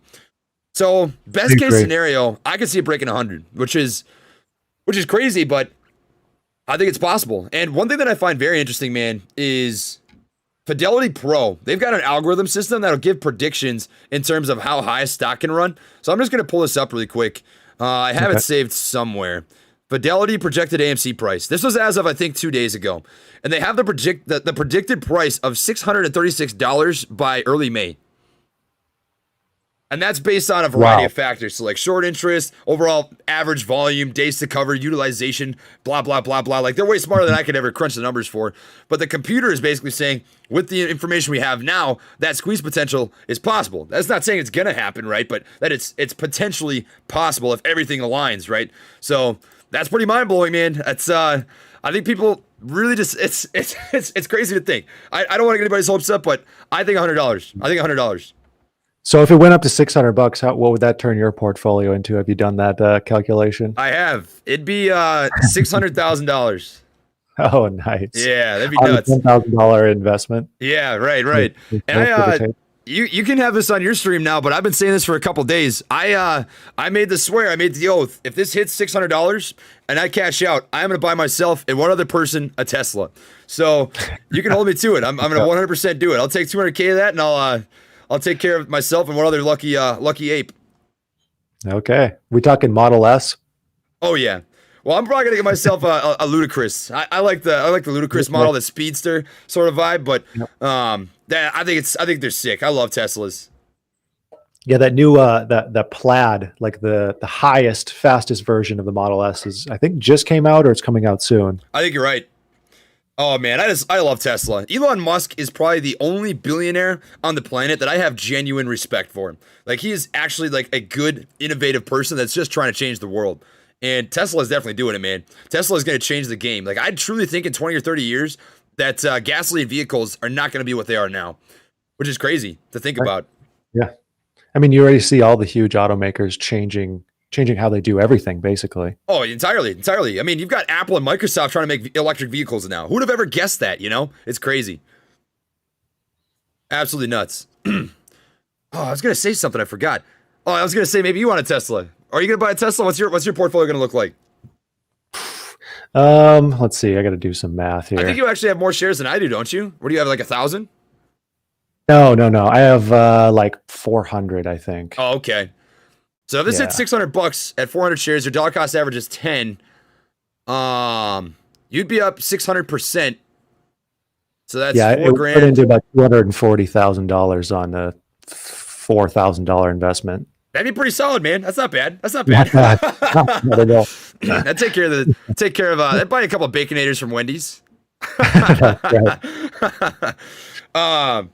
People are asking about exit strategies. I think this is probably a good thing to talk about, and I'm actually going to make a video on this, but I think this is a good thing to chat about. So let me know what you think, and I'll let you know what I think in terms of exit strategies, because we don't want to get caught with bag holders. Like, this is a situation where, especially with as many people watching as there are, we need to really be careful about how we play this off, because we don't want people to be bag holders, right? We want to come out on the other end of it. So what do you think? What's the right way to play this? You know, like you said earlier, I always hesitate to tell people not to sell, because you don't know people's individual situation. There's so many people who like put their retirement in on AMC, and it's like, man, you know, you don't want to lose all that. Yeah. So I never want to blame anyone for selling or having a price target of whatever, you know. Even if someone's price target is to make 10%, you know, if that's what they want to do, I'm not going to shame them. Right. A lot of other people seem to want to. But the problem is with that, and with saying that, is it makes the squeeze harder. So, you know, it's kind of conflicting to say. That's exactly what I've been saying too. Basically, my 2 cents as well. It lines up well with what you're saying. Is if you can afford to hold, you put money into AMC that you can afford to lose, right? If you want to contribute to the cause in the way that we need it to happen, you just got to hold. You just got to hold and buy. And then exit wise, I think that this squeeze is going to last about 3 days, best case scenario. So Monday, you're going to see that gamma squeeze sort of happen. If we close over $8, you know, the higher we close, the better, because we're going to have more call options that expire in the money. The gamma squeeze would start Monday, and you'd see it start to run up, you know, Monday, maybe start squeezing, the short squeeze Tuesday, Wednesday, Thursday. GameStop lasts about 3 days. So it's entirely up to you on when you want to cash out, but you could probably cash out anytime in those 3 days, in my opinion. You know, and maybe you cash out a little early, leave some on the table, but you know, if you're worried about that, I would say, you know, take a little bit off the table every single day. So like, if you're worried about missing out on something, if you've got 100 shares, right, you could take profit on 25 of them on Monday. You could take profit on 25 of them on Tuesday. You could take profit on 30 of them on Wednesday, right? And then you're locking in those profits, and if it does keep running, you can continue to run it up. So that's my 2 cents. Personally, what I'm going to do is probably something similar to that. I'm going to watch the price action, see how bullish or bearish it is. And if we're seeing some really bullish action where it's like just not getting rejected at all, the buying pressure is immense, like it doesn't make sense to sell. But if it's really rugged, it's kind of choppy price action, it's not bad to lock in those profits. And that'd be my 2 cents about that. But I'm definitely going to make a video on it. And I think that's a good thing to talk about for sure. Yeah, that makes total sense to me. I'd like to point out this big old George W. we got here on the chart. Oh, yeah, dude. I was so distracted. I didn't even see it. That is a beautiful George W. Oh, man. Oh, that is as good as it gets. Dude, I don't know if you saw this, but I actually have a George W. coffee cup now. Look at this. Oh, really? You know what it is? George W. Yeah, it's sick. I love it. I've got a Gorilla Gang mug now, too. This thing is cool. I'm not clever enough to make this kind of stuff. I had this made for me by somebody over the Discord, and very grateful. His name is Code Strong. I think he's actually watching the live stream. He designed this stuff, and then Augsherlock, he worked with the people that got it made. So I'm a simple ape. I'm not smart enough to make that kind of stuff. Very grateful, guys. Code Strong, I know you're watching this live stream. I saw you pop up earlier. What's his name? I gotta go back up. This is a textbook W we got here. It's so insane. Clean. Chad, it's Chad. Thank you, Chad. Chad designed this stuff. So everybody show some love to Chad. He's not one of those bad Chads like the stereotype. He's a good Chad. He's a good Chad. So send some love over there. Brian Jung sends peace. Hey, everybody tell Brian Jung watching that live stream right now that I'm so glad he took a break from mental health. It's seriously important. I can tell he was getting beat down, man. I can tell he was getting really beat down. mental health is tough. It's really tough. He was getting grinded to the stone, man. Like, and I understand where he's coming from because AMC is so touchy. It is so touchy. You really are walking on thin ice when you talk about it. And I'm sure he was getting absolutely reamed when it was tanking. Oh yeah, I bet. I didn't even think about that. Yeah, because he's got a pretty big position, doesn't he? Oh, he does for sure. And he was covering the AMC live price action every day, like I've been doing. So I'm sure he was getting. He took up like a 2-week break. I think he definitely needed it. But Brian's a good dude. I've actually got nothing but love for the guy. I don't know if you've watched any of his videos or his live streams, but he's a pretty intelligent guy. He's He's an investor. He works a lot with like credit scores. I think he makes some videos about credit scores. I like your last one, by the way. My credit score is 4,000 now, so I'm really sad to see that. Yeah, but mental health is so important. I'm glad he took a break. Yeah, I agree. Yeah, if you got to take a break, take a break. Definitely. My thing is, I feel bad if I don't work, which sounds bad, but like I genuinely just get like anxious. And I'm not an anxious guy. Like I feel like I'm just a big freaking loser when I don't do something every day. I don't know if you can relate to that, Max, but I just feel like if I don't show up every day, that I'm just a freaking loser. Yeah, to help my mental health, I need to keep on working. Exactly. For sure. I'm the same way, man. I'm the same way. I think that comes from that athlete mindset. You've got that same thing rocking. Dude, I can't get over this George W. Yeah, dude. I can't get over that. So what's the best exit from this George W. technical wise? Obviously straight up is best, but best exit. So technical setup wise, if I just look at this real quick, we've got a huge level of resistance at that like 1020 to 1025 range, like I'd mentioned before, and it's just not pushing. We've had a couple of false breaks. We've got a triple top. 3 times it's tested and been rejected, and now it's getting ready to test it again from what I'm seeing. It's currently sitting at 1005. Volume is a little bit higher on the level 2s in the bid instead of the ask, which means there's more buyers than sellers. So best case scenario, it tests 1020 to 1025 and it breaks. And if it breaks there, it's going to come hard. Because I guarantee what's happening right now is you've got day traders who are scalping this stock, right? That are waiting for that technical setup and it's just not there yet. And once the technical setup is there, the volume is going to go like insane. Like it's going to start really pumping. So it's just not set up yet. And once it is, you'll know because it'll start running. The volume will go insane. Right. Yeah, it looks like we got if I were to be a Trey's trader, we got a resistance at 1008 and 1015 according to Fibonacci. Oh, this dude's a genius. You know what, man? You teach a man how to fish. It's too easy. I almost swore on your channel. I gotta be careful. I do Twitch streams alongside YouTube, and like turning it on and off is tough because I swear on Twitch, if any of you want an uncensored Trey, I am in the army, so you can get an idea of what things are like. But yeah, man, the Fibonacci, you're right. Whoever said that, you're 100% correct. That is the current levels of resistance. Perfect. I'm learning the technical setup little by little. Like you say, it's an art though, so I always just take it with a grain of salt. Yeah, take it with a grain of salt. It's like 7 or 8 times out of 10, if it is set up a certain way, you'll typically see it play out.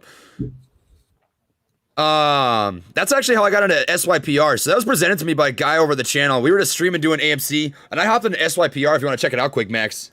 SYPR was a stock that had a huge news release yesterday, and it pumped like crazy. I think it was up like 150% at its peak. And I got it on a nice technical setup in the pre-market.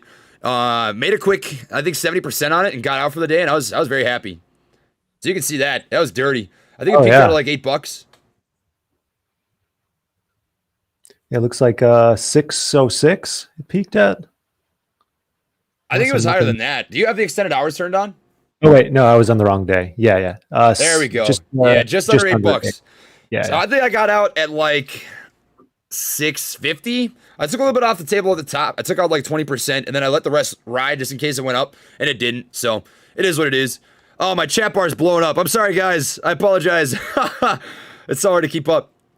What price did you hop in at on this one? 330. Oh, heck yeah. Yeah, I got lucky. I got very lucky. That wasn't on my radar at all, and I was very fortunate to have somebody who was watching it in the live stream. He said, "Trey, check out SYPR," and I saw the setup. I saw the volume. Like it started running 10 minutes before I checked it out, and I was like, "This is like a picture perfect day trade scalp position." So I got in it, sold at a pretty solid gain, and put the gains in AMC. Tis the way. Did you see Socket Mobile today? Oh, yeah. 37% right now. They were up like 60 some earlier. That's SKCT, right? Or SCKT? Yeah. SCKT, yeah.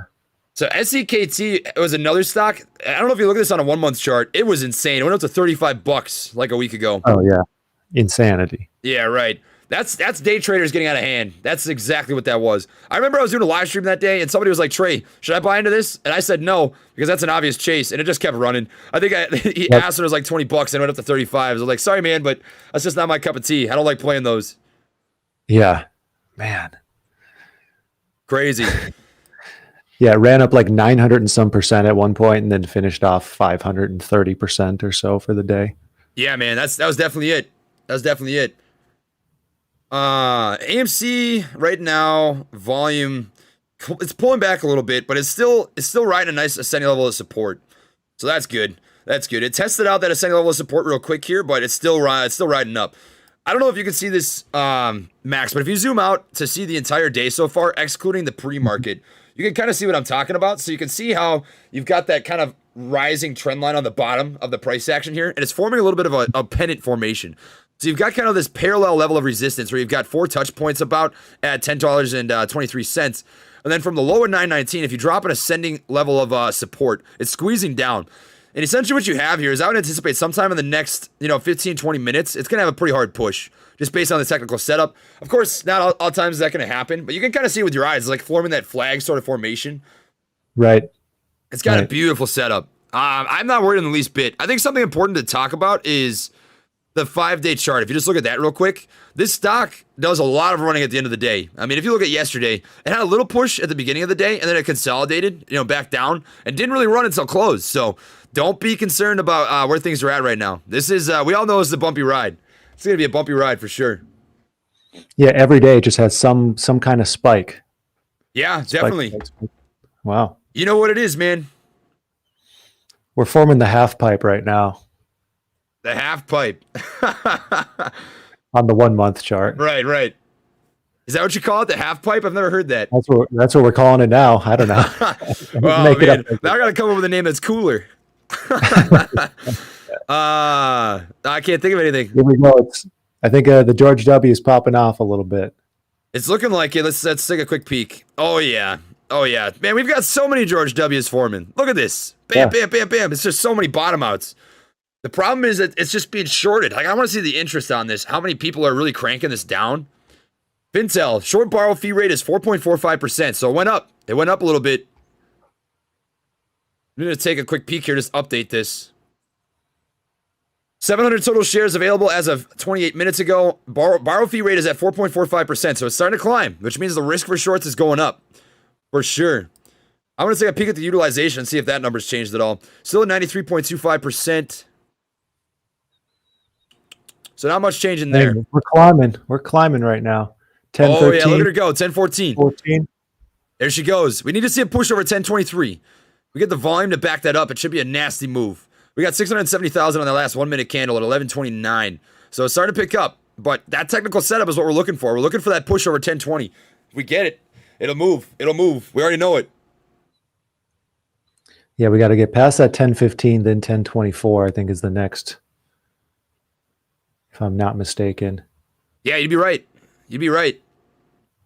If the half pipe fails, it's a crack pipe. That makes you laugh. Mac and Bees. What a dude. We love to see it. I'm going to come back over. I haven't checked on my stream here in a minute. I'm just going to read out some of these names just because I like to recognize everybody. Got to scroll back up here. I apologize. Also, everybody that came from Brian Jung's live stream, thanks, guys. I appreciate you tuning in. Hope that he's doing well. Hope you guys are able to pass along the message for me. Where did I stop here? Troy Snell says, Stoker's wintergreen long cut is dope. Dip gang. I forgot that I was talking about Chew earlier today. Don't tell my mom. She's going to be mad at me. Ooh, we're passing 1016 now. There we go. So we're at 1015 right now. Packer, Brian, Aaron, Troy, Samuel, Joanna. You're kind of a big deal. No, get out of here. Jose. No, I didn't go to boot camp. Officers don't go, thankfully. Jose, price target is tough. I don't want to give you any sort of price target off the top of my head, but I just watch Monday through Wednesday very closely. That'd be what you're looking for. Andrew, Nicholas, I have not tried CBD gummies. I don't know if I'm allowed to do that in the military, but I'll look into it. Haley, Devin, Brian Jung, send love and light, watching both lives. Hey, amen. There we go. Akira, Trung, the bald parakeet, Blue Eagle. There's a post about how hedgies are shorting the ETFs like crazy, and that is driving the price down. Yeah, have you heard about that, Max? Have you heard about the ETFs that are getting shorted that hold AMC? Oh yeah, it's kind of like a back alleyway. Yeah, right. Stuff. Yeah, it keeps people distracted because it doesn't show up on the actual AMC short interest, but it's still high. Wow. Like I've got a spreadsheet somewhere that talks about it. It would take me forever to find it, but it's crazy. Man, people are talking about how I talk fast. That makes you laugh. I always talk fast. We're still seeing this resistance 10-15. Yeah, if we look at the level 2s right now, there's no large sellers at 10-15, so I think that's a psychological barrier. The biggest seller is still sitting at about 10-20. We've got what do they look like? It was like 20,000 shares waiting to get sold. Yeah, 12,000. 12,000 shares waiting to get filled at $10.20. So that's gonna be a pretty hard wall to push through. But it's still squeezing up. It's winding up, man. I think it's gonna run. I 100% think it is. The setup is there. Yeah, I mean, it's trending upwards for sure the whole day. Oh, yeah, definitely. It's setting higher highs and higher lows, which is solid. The 15 MA is really starting to come up to the 200 EMA.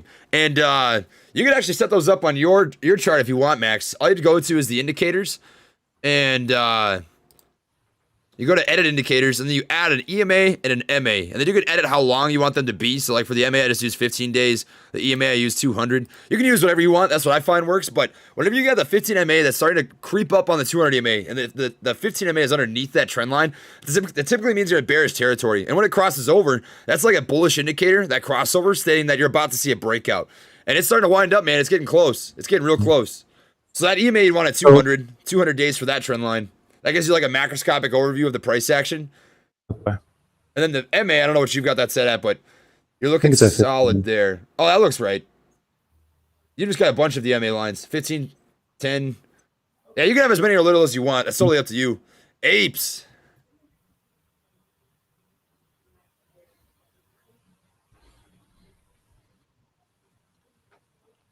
Well, the setup is there, man. Oh, yeah. We're getting the WWW. Oh, it's just endless George W's. My name is George World Wide W. Web. The World Wide Web. WWW. Beautiful. Gorilla Gang. Show some love to Max Maher. Mar. Gosh dang, I keep saying your name wrong. I apologize. I don't think like you know what, you put that accent at the end of it every single time. I know. It's a Minnesota thing. Well, you're from Minnesota too, so I guess I shouldn't be saying that, but I added a link to his channel for anybody that wants to check it out. You can definitely do so. In fact, I recommend it. This guy is an absolute beast, absolute animal. Smash that like button for the legend, Max. He is an absolute guy, absolute gorilla. Drop some gorillas in the chat for our boy. He is a king for sure. I appreciate that. Same goes with Trey. Make sure you're subscribed to him if you aren't already. He's the stock trader extraordinaire here on YouTube. Ah, man, you're gonna make me blush. You're gonna make me blush. All things AMC. Man's covering AMC every single day. I try. You know, it is what it is, man. I'll take the flack all day long. People can make fun of me. Once they start making fun of my community, that's when I get pissed off. People are asking about a good entry on AMC here today. Man, that's hard to say. So if you were to base it solely off of technical setup alone, this could play out two different ways. Either A, it's going to continue to respect this ascending level of support, or B, it'll break it, and you're going to see it come back down to about 970. So I would watch pretty closely the next, 5-10 minutes, because we should see a hard push in the next 5 or 10 minutes. And if it closes over 1020, I would feel pretty good about a momentum ride and buying it at 1020. But if it breaks this ascending level of support, it'll probably drop back down to 973, and that's a much better entry point than $10, obviously. So I would watch. I wouldn't quite buy in yet because it's winding up. It could still go either way. So that's what I'd be watching for. That's for Justin. Justin over at the chat. I didn't read your last name. Justin Schmidt. So Justin Schmidt, that's for you, dude. Hope that answers your question, brother. Kick is asking, how many shares do I have in AMC? I've got just over 1,000 as of this morning. So I've been slowly building it back up. It took a minute. As everybody knows, I got my Fidelity account liquidated. That took some time. So what do you think about using a stop limit? Do you have any suggestions or ideas there on AMC? Oh man, dude. That's so tough. Yeah. You mean like a trailing stop loss so that you can lock in profits? Or is it ordered? I think just a stop order to try to limit the downside. I think Right, so to lock in profits. You can definitely do that, but the problem is with AMC, it's so volatile that you're going to want to really be careful about the percentage you set, because this can swing up or down, as we've seen, 30% in like 15 minutes, you know? So you got to be really careful with that. I would personally be I don't have one set. I'll be honest. I don't have one set. I don't think it's not a bad idea if you want to, approach this with a really logical standpoint and you're not looking for the squeeze. But if you're gonna look for the squeeze, you gotta wait until Monday, Tuesday, Wednesday. That's when like the numbers will really start coming in. So I wouldn't have one set yet. Personally. Yeah, the thing is, if you do it, just prepare to potentially exit your position at a price where maybe you're not super happy with, because it could jump right back. Exactly. That's what I'm saying. So something important just happened here. It broke that ascending level of support, so it's probably going to get ready to retest some of these previous levels of resistance. So that was for Justin, who was asking. Justin Schmidt. It looks like it might test out a couple levels of support. So watch for a hold over 988. If it breaks that, I'd say 973. It's probably where you're watching next.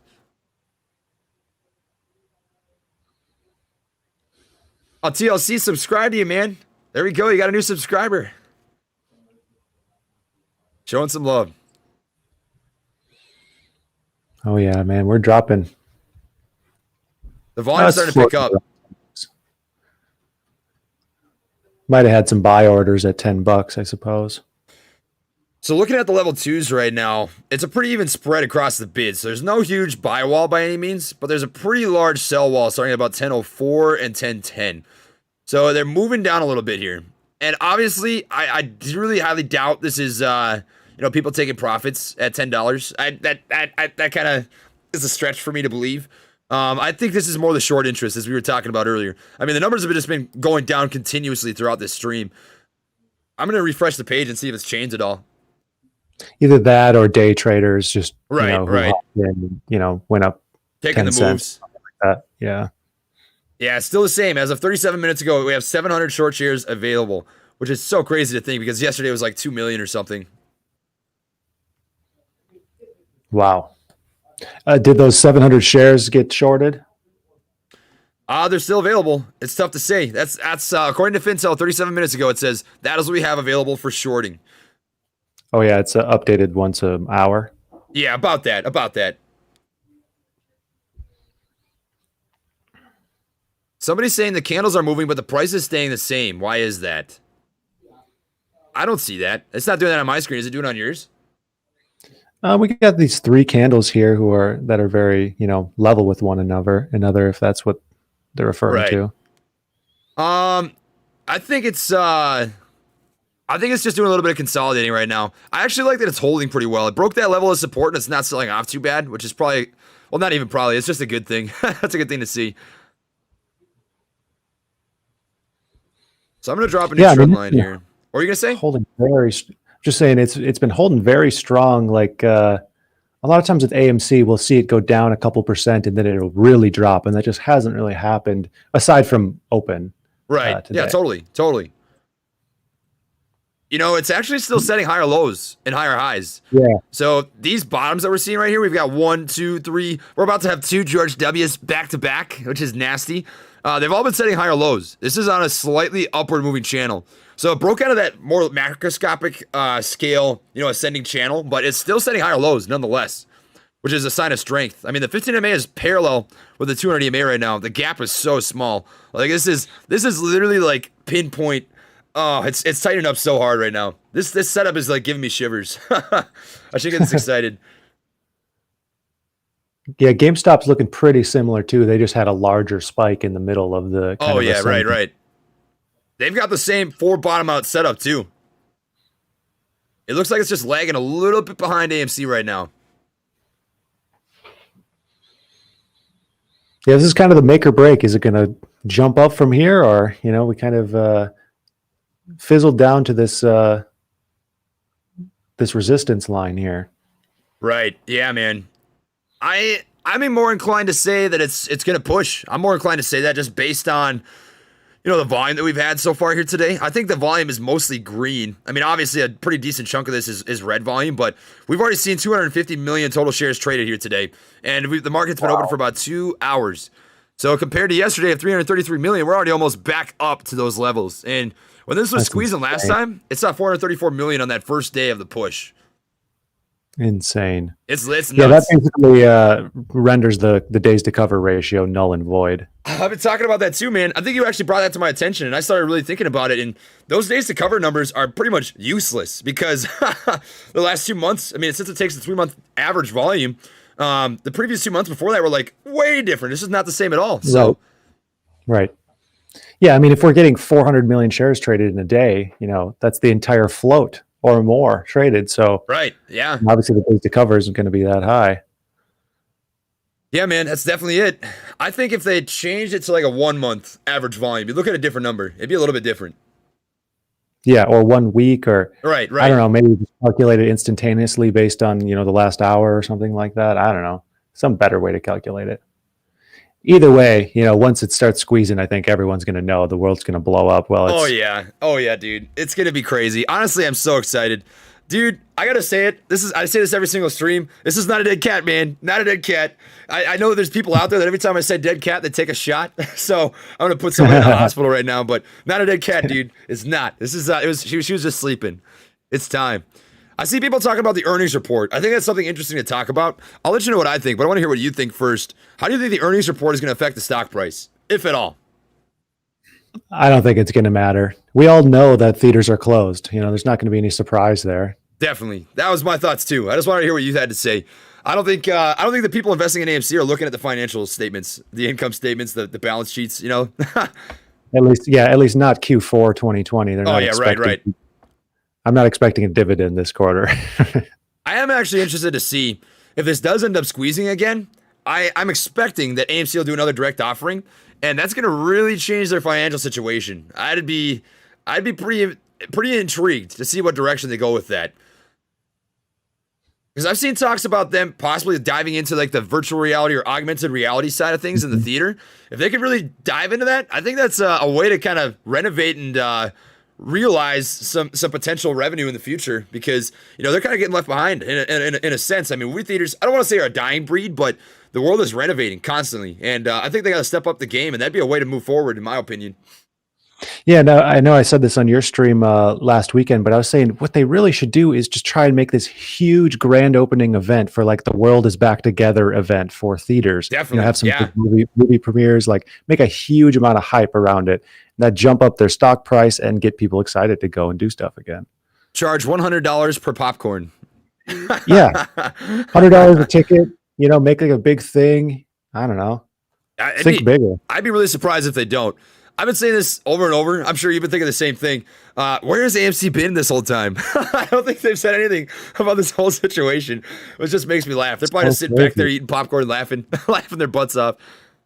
Yeah. I mean, you got to just be like wowed at what's going on. Same with GameStop. The CEO has literally said nothing. Yeah, I mean it's crazy. Honestly, GameStop, I'm a little salty about. I really wish they would have raised some money, and I hope they don't make that same mistake this time. I really hope they raise some money with the stock price being $135. Because if they went e-commerce, I feel like GameStop could actually stick around. I don't know how it would compete with Steam or any of those other like actual e-commerce, gaming industries, but they got to at least put themselves in it. Otherwise, I just feel like bankruptcy is imminent. Like there's no way to avoid it. Try. Yeah. Ryan Cohen definitely seems to be, trying. They kind of forced the CFO to resign mid-March. Yeah, I think that's kind of what sparked all of this. That's the only really like piece of news that's happened in the last day was that. So dang, I didn't even see that. I suppose I've been covering AMC more than GameStop, but I'll take your word for it. I know that you're well versed in the news. I try to be anyways. But I mean, even that though, it doesn't make total sense. But I guess for those banking on GameStop having some kind of big upswing, it's a good sign because they're replacing management. It seems like it wasn't the most cordial agreement to get him out of there. It seems like he was a bit forced, the CFO, Right, and he got yeah. paid a big severance package. It kind of reminds me of Elon Musk leaving PayPal. You're gonna see him go and do something cool. No, I'm just playing. Someone's saying, Max and Trey, let's rent out an AMC movie theater and stream on the Ultra screen. Dude, I'm all for it. I'll tell you what. When I buy my two Teslas, one for me and one for somebody else, we'll ride down in style and make Trade Jesus and Gorilla Gang have some fun. I'm calling you Trade Jesus. Yeah, there you go. Trade Jesus, stock Jesus, stonk Jesus. Stonk Jesus. You mind if I read out some of these super chats quick? Just want to be nice to everybody. All right, awesome. Thank you, brother. Thank you to, I gotta scroll up. This is so tough. I try to keep up with everybody. You guys rock. Thank you, Kick, Gridlock, Bold, Bitter, Dante, Justin. No, your energy is contagious, bro. I appreciate that. Vicky, Sens has a nice George W. I'll check out Sens here in a minute. SM Forrester, Zach, Matthew, John, Juju Rocks, Wall Street Assassin. That is a dope name. Wall Street Assassin. Dude, you gotta start a YouTube channel. You'd blow up just based off that name alone. That's bad. That's bad. Bad in a good way. Not bad, but like good bad. All right, I'm done. I'm done ranting now. Sleepy13, Matthew Leak, Camilo Stonk, Chad again, baby. Heather's Nest Egg. Lost 150. Oh man, I'm sorry to hear about that on SYPR. That was if you didn't get it early on SYPR, you could have got burned pretty easy. It was a tough one. I thought I was gonna have more room to run. I locked in profits for sure. Jordan, Bucks fan, Felicia, Drew Inar, Valik says smash that like button. If you want to smash the like button and drop some gorillas in the chat, baby, that is what I would. I'd appreciate that a lot. Also, thank you to everybody here. What was that? Huge red candle here. Ooh, on GameStop. Look at that, 128. Yeah. Yikes. Yeah, AMC's starting a little bit of a sell-off too, down to 988. Oh, yeah. So it's getting a little bit of a bounce here. I'm looking at the level 2s, and what I see is a huge buy wall. So you got at 980.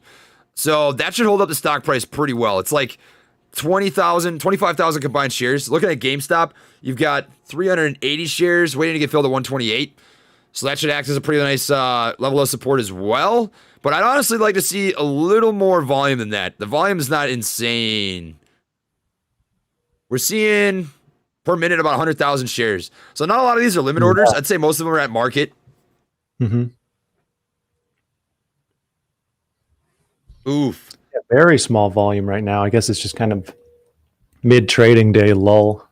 Right, yeah, it is about lunchtime. I mean, depending on where you are. I am in Central Standard Time, so it's about 11 here, 10:49 or so. But I'm not sweating. I'm not sweating, man. I really genuinely am not that nervous. I mean, we can look at this all over again, on the last 1 month chart setup, and we saw the same exact thing happen. Just all this crazy volatility. I mean, let me take a peek. Zoom out here. So we had one day, it would have been the 25th. It opened at 471, ran down to 385, ended up closing the day at 490. We come out to the 27th, ran up to $25, ran down to $11, closed the day at 1669, regained up to $20. So I mean, the volatility is going to be there. Like we know what it's going to be. We just got to stay patient. Stay patient for sure. The shorts are attacking it. That's all it is. The short availability is so low that we just know what's happening. I mean, it's clear as day to me anyways. Oh wow. I mean, it's crazy to me, like, geez, big sell-off going on right now. 970, 966. Oh. That's hurting. It's at 26 on the RSI, so it's pretty oversold right now. I'm gonna look at this on a 5-day chart, compare. Sitting at 41 on the 5-day. Macroscopically speaking, that's not terrible. Microscopically speaking, that looks pretty ugly. Yeah. It's still up 7% on the day. Yep. GameStop's up 38% still. Wow. Crazy. Yeah, I mean, we really can't complain with a 7% day either. No, I don't think that's the end either. I really don't. I mean, at the end of the day, what it comes down to is if you close over $8, you got 120,000 call options expiring in the money. Price is psychological to me. And the higher we close, like if we close over 10, that's just more and more. I'm going to look at the options quick because I think that it's changed here a little bit and just do some quick math. So let me grab my phone here and just crunch some numbers on how many call options would expire in the money if we close over $10. 10,952, 17,210. That is so crazy. There's so many call options. 37,735. 37,000 at the 7th strike alone. 61,000 at the 8th strike.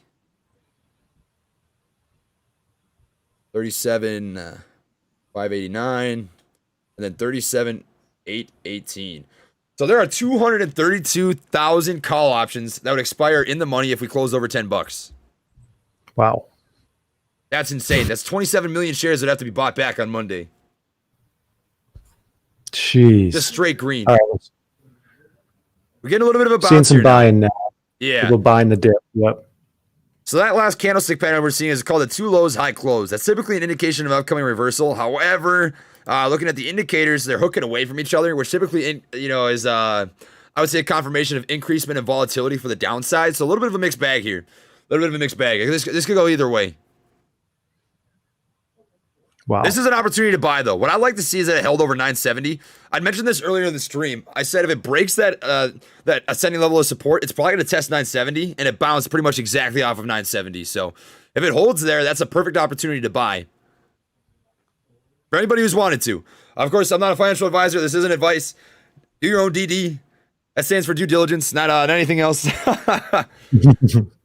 Okay. Oh, congrats on 130,000 subscribers, by the way. Am I at 130?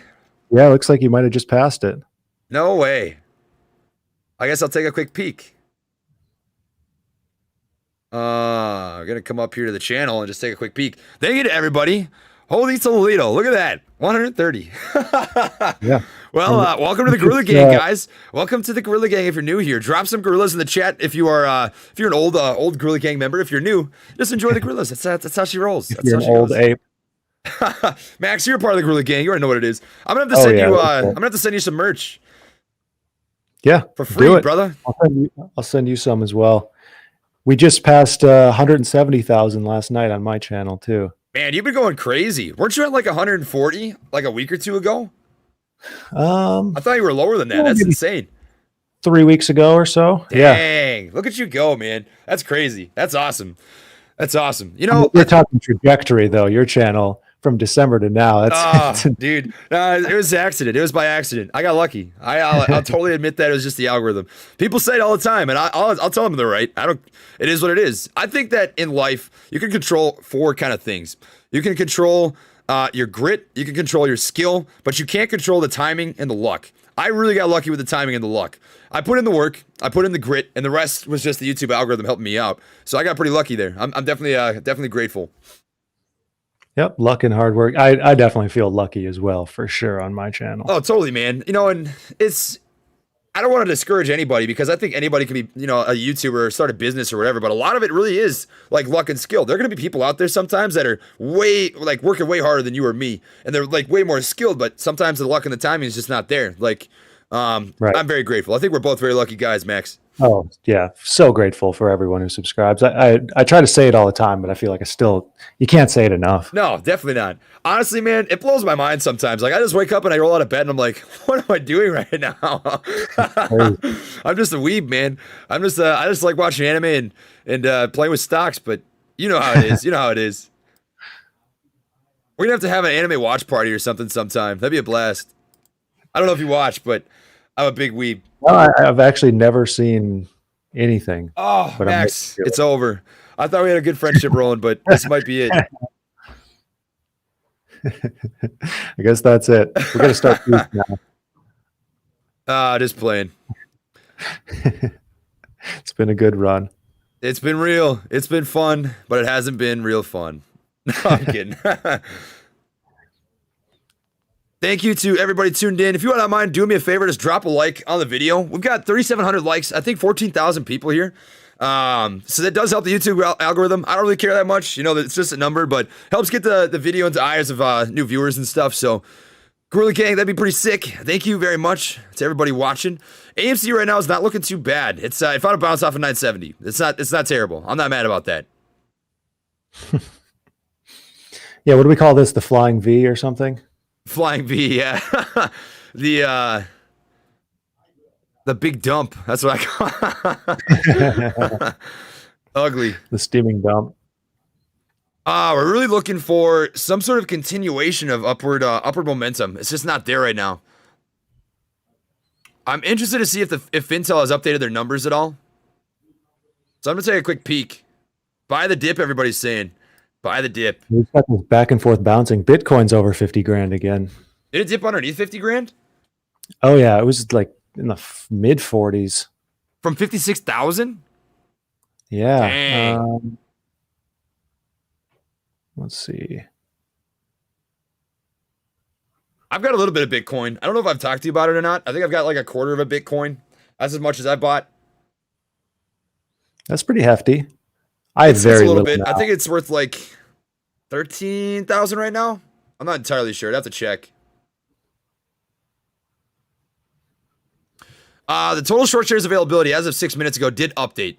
So we're at 1,000 total short shares available. Like went up by 300, but honestly, that's like minuscule. That's nothing to take into consideration at all. In terms of GameStop, we'll take a quick peek here. See what GameStop's looking like. GameStop, as of 2 hours ago, was at 0. And I'm going to update it just to see if it's changed at all. Refresh. And it looks like it has not updated. So as of 2 hours ago, it's at 0, but it hasn't changed. So that's pretty wild. I would anticipate that the number's probably different. I mean, that was quite a while ago that it was at 0. Looks like GameStop's starting to rip again, too. Same with AMC. It looks like we're getting a steep W. Oh, yeah. The George W. Man, that made my day to hear you say that. I love it. Absolutely love it. What did you call this? A half pipe? The setup for AMC? Oh, yeah. In the last pipe, month, baby. Yeah. That's a good name for that. I don't mind that. I don't mind that kind of looks like it. That is just the most nasty cup. Like, look at that crazy macroscopic cup that it formed. That setup is crazy. I think people were a little bit nervous by the length of consolidation that we saw because it consolidated for so long. It consolidated for like almost 2 straight weeks. But right. I'm not worried about consolidation. To me, that shows a lot of strength in terms of bullish territory. It means that everybody kept holding, because if they didn't, they would have kept selling off. You know, like so either people were buying it, held the line, or just nobody was selling. You know, either way, it's a good sign of solid price action to come. And I was actually really happy to see that for sure. So what do we say if we get Trey to 145,000 subscribers? He buys another $1,000 worth of AMC. Deal. You give me like 15,000 in a day, I'll definitely buy another $1,000. That's too easy. Oh, you're at 130. I meant to say 135. Oh, I was gonna say 145,000, man. Holy Toledo, that'd be insane. No, 135. Yeah, I'd do it. I'd transfer over 1,000. We get up to 135,000 subs during this stream. I will 100% drop another $1,000 on AMC. I suppose I should do a goal too. If we get to 175, which is even a smaller increase, I'll do another 1,000. Oh, now we're talking, man. We got some incentive. Beautiful. So make sure you subscribe to Trey. And to Max. Let's do some buy-in here. Just everyone watching both these streams, we could do this in 10 minutes if we wanted. Oh, man. That'd be crazy. Just shy of 100 AMC shares. When you say it like that, it sounds dumb. $1,000. I'd gladly contribute to the cause. Max deserves 1 million. You're gonna hit 1 million someday, man. I tell you what, I have a lot of conviction. I seriously think your personality is really unique. You're probably gonna hit 1 million next week at this rate. No, get out of here. That'd be crazy. I think realistically, I'd be very happy with like 250,000 at the end of the year, which who knows what'll happen, right? We're not going to keep up this momentum forever. Things always change and come and go. I'm sure you know that better than I do. I've only been on YouTube for 2 months, but oh yeah, dude. It fluctuates so much, but as long as you just keep putting out that good stuff, that's what really matters long term. That was my goal for the end of the year too, 250K. There we go, man. Let's do it. So I'm gonna just turn off my camera here for a second. 'Cause I want to put in my trading password. So give me 1 sec.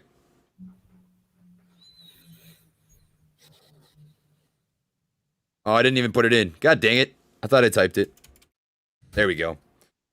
All right, we're back. Sorry about that. I wanted to put in my password. One time I did it on my live stream, and I was like, did I really just do that? And I had to change it. So, oh man, yeah. That was dumb. No good. But as it's sitting right now, there's not as much volume coming into AMC. It's starting to die off a little bit here. We're looking at 500,000 shares. More healthy. Yeah, GameStop doesn't look bad at all. Oh, look at that crazy little spike. Did you see that? Pushing 137 bucks. That's not from not a lot of volume so far. Typically, AMC and GameStop mirror each other, so I'd anticipate that you see AMC start running here, and it looks like it's gonna. We're starting to get a wide range candle with a nice long bottoming tail, which indicates a little bit of weak selling presence. We'll have to wait and see. So someone asked, was your password Gorilla Balls 123? That should have been that funny.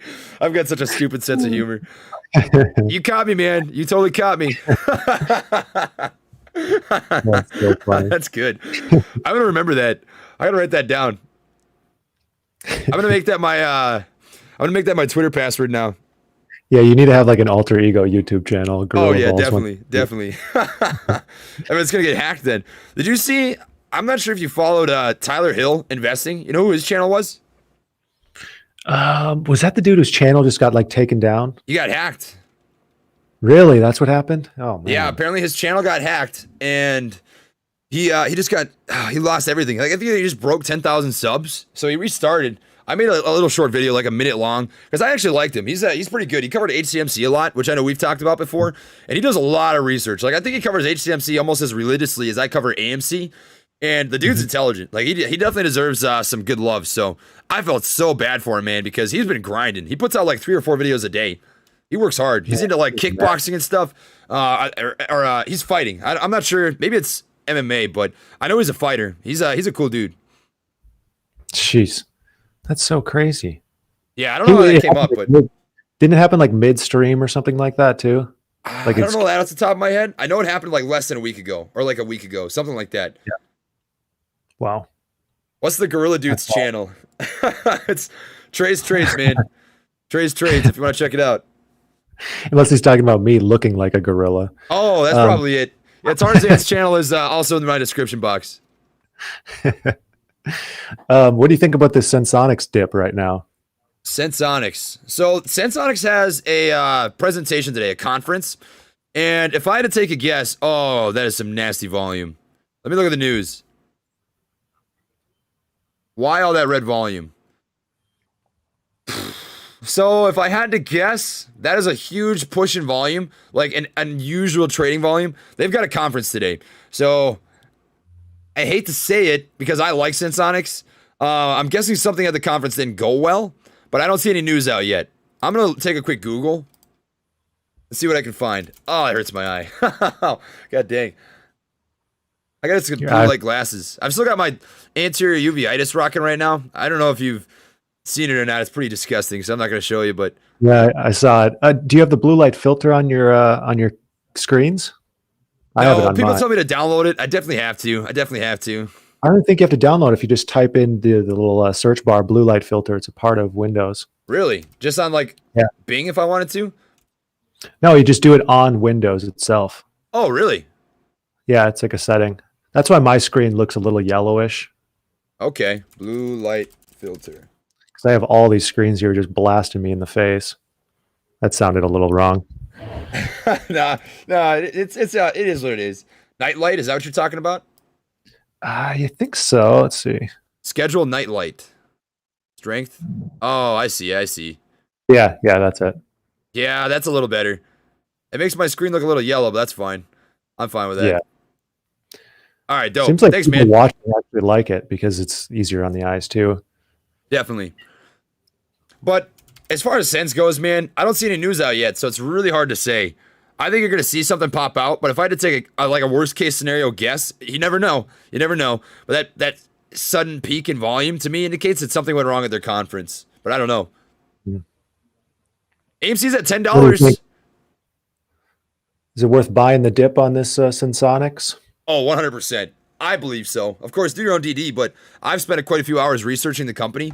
Their 180-day CGM system that they're working on to get FDA approval on, I think it's going to be a game changer. So Dexcom, the G6, is the current utilizable CGM system. They only have 10-day continuous glucose monitoring, and Sensonics' system works for 90 continuous days, which is like 10 times as long. And for diabetics where it's life or death, that's a huge peace of mind. They only have to change it every 4 times a year. I think it's a game changer, but look at AMC go. It's at 10:08 now, 10:09. It's following GameStop pretty close. Look at that steep W. Yeah. I love you calling them, man. You know what it is. You know what it is. You know what it is. George W, baby. That's what's up. I love it. People are saying we need to do these streams together every time. Yeah, I mean, it's as easy as can be to do them. Oh, yeah. This is a piece of cake. Oh, Jesus. William Guo. You didn't have to drop me a $100 super chat. What are you doing, man? What are you doing? Dang, William. God, William, you guys better show some gorillas to William in the chat bar. That's nuts. Thank you, man. And thank you to everybody else that dropped the super chat. I'm honestly really grateful for everybody. You really don't have to do that. It's immensely appreciated. Thank you, guys. So they're saying that the short fee is up to 5.6%. So the fee's going up. The fee's going up. That's huge. We're gonna check out AMC and just on FinTel and see if that's validated. It is 5.63%.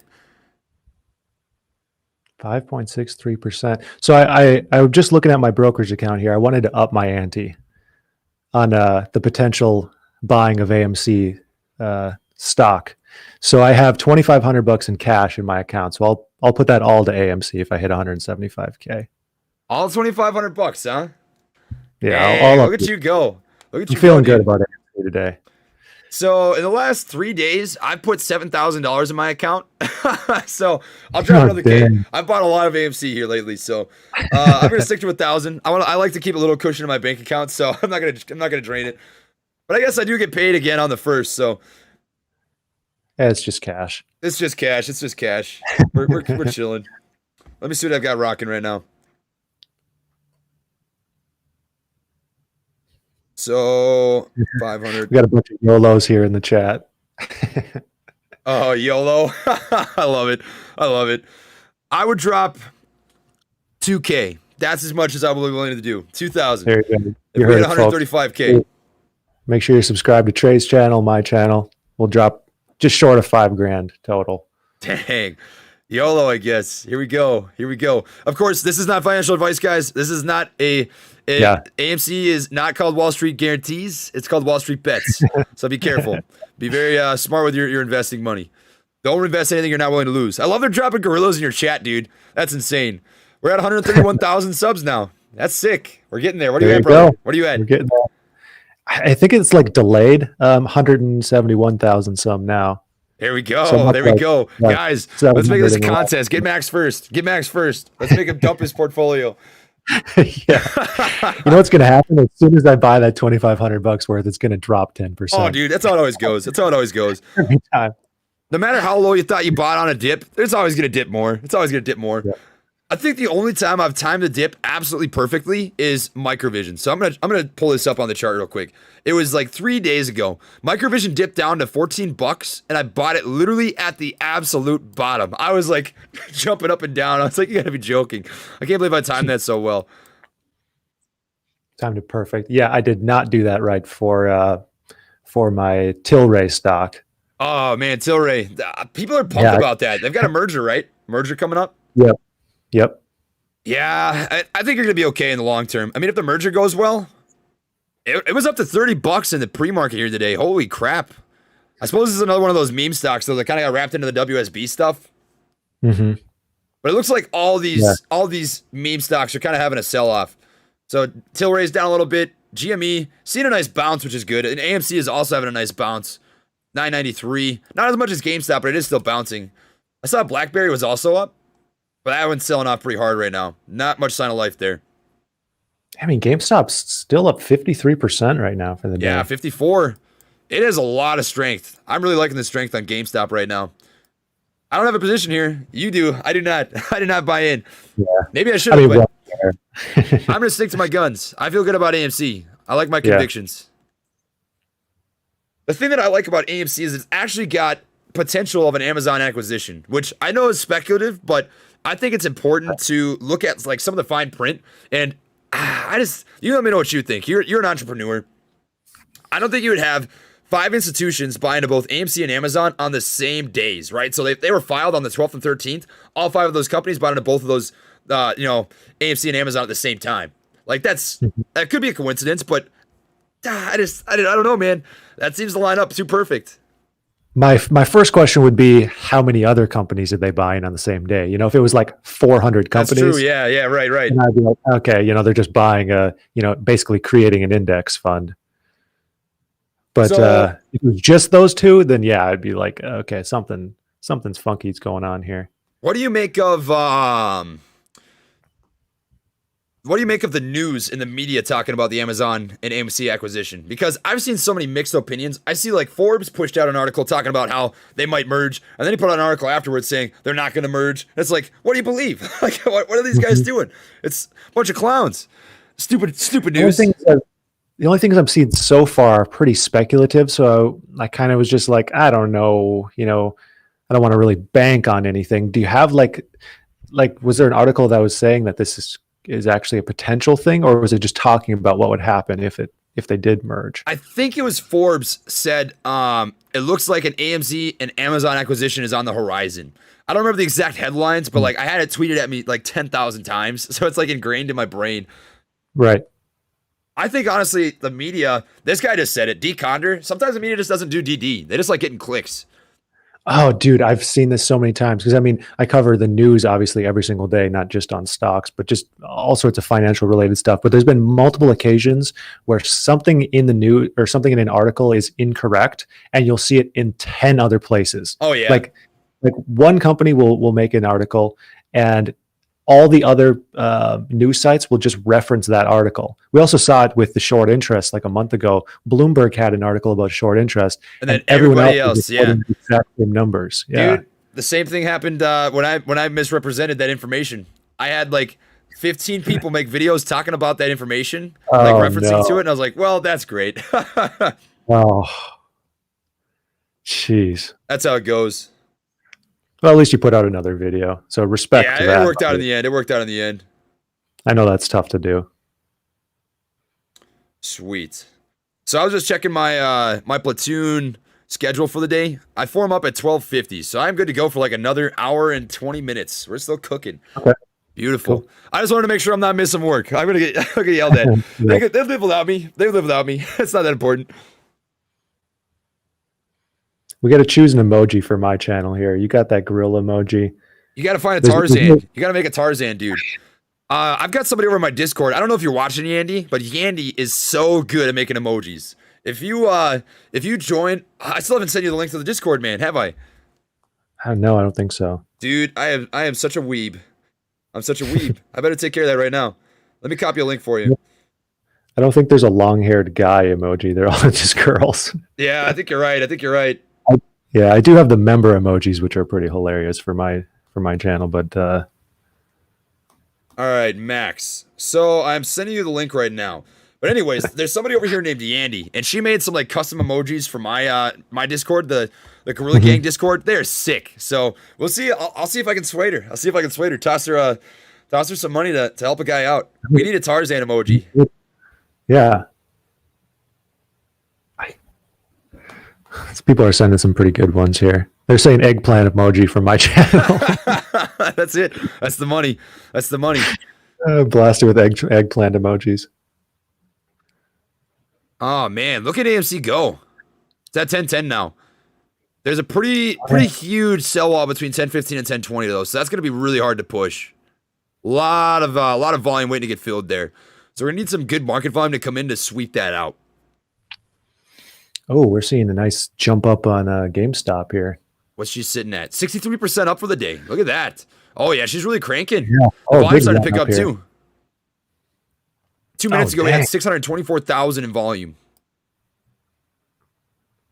That's almost as much as AMC saw. Oh, 1030. We got that push over 1020. We finally got it. Heck yeah. 1034, 1035. Guys, here we go. 1039. Oh, we've been waiting. We've been waiting. Man. We've been patient. Look at it go. 1032. Oh. We got that push Oh over my 1020. God. So it is finally back in some bullish territory. This is the level we've been watching for. It needs to close over 1020. Oh, she's really trying. You see how the volume picked up that minute? It's at 2.2 million for that minute. I was talking about how we had that. If we had the technical setup and it got the push over 1020, you're going to see day traders step in. And that's exactly what just happened. Oh, man. 1033. Nothing but these candles. The level 2s right now, there's some crazy sellers at 1040, but it's still pushing. There's a lot of buying presence right now. A lot of people buying at market value. 1040. 1040. Are we going to get it? Look at that. 1041. We got a pushover. So we ate up that sell wall at 1040. Next one's going to be at 1044 and 1045. Look at this go, man. Look at her go. Patience pays. Oh, 1045. We got it. We ate up that sell wall. 1050 is next. Guys, she's starting to heat up. The volume's nuts. 1048 is a potential resistance. Let's see. It will be. 1049 and 1050. There's currently about 50,000 shares waiting to be sold. So that'll be a pretty large sell wall. It's tiptoeing around it. It's tiptoeing around it. It's getting ready.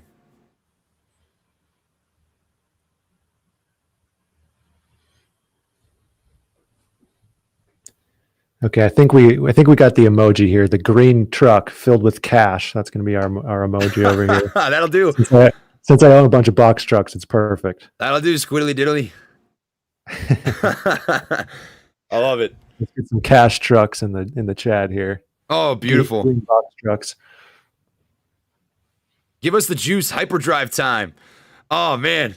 Dude, this is crazy. This is really cranking. The level 2s aren't telling the whole story here. So it's having a little bit of a micro pullback. We're going to drop a Fibonacci retracement quick just to see how strong this pullback is. We want something that's less than 50%. So anything over 1017 is good. If we hold over 1017, that shows a lot of buying strength. Anything more or less than that is obviously better. And it looks like we might not even touch that 23.6% retracement at 1033. This is dirty. This is really starting to pick up, guys. Oh, Max. Oh, I'm pumped. I'm so amped. Maybe we should have dropped that 2K earlier. I know. I was just thinking, if you guys made it happen earlier, we'd be up in the money right now. Gosh dang it. Gosh dang it. I'm only about 3,200 subscribers away right now, so it's been going pretty quick. Really? I guess I better do a little refresh. Take a peek. Let me 131. You guys are going to get to see my YouTube analytics. Got another live subscriber stream. According to YouTube, I am at 131,412. They're getting there. Pretty solid. There you go.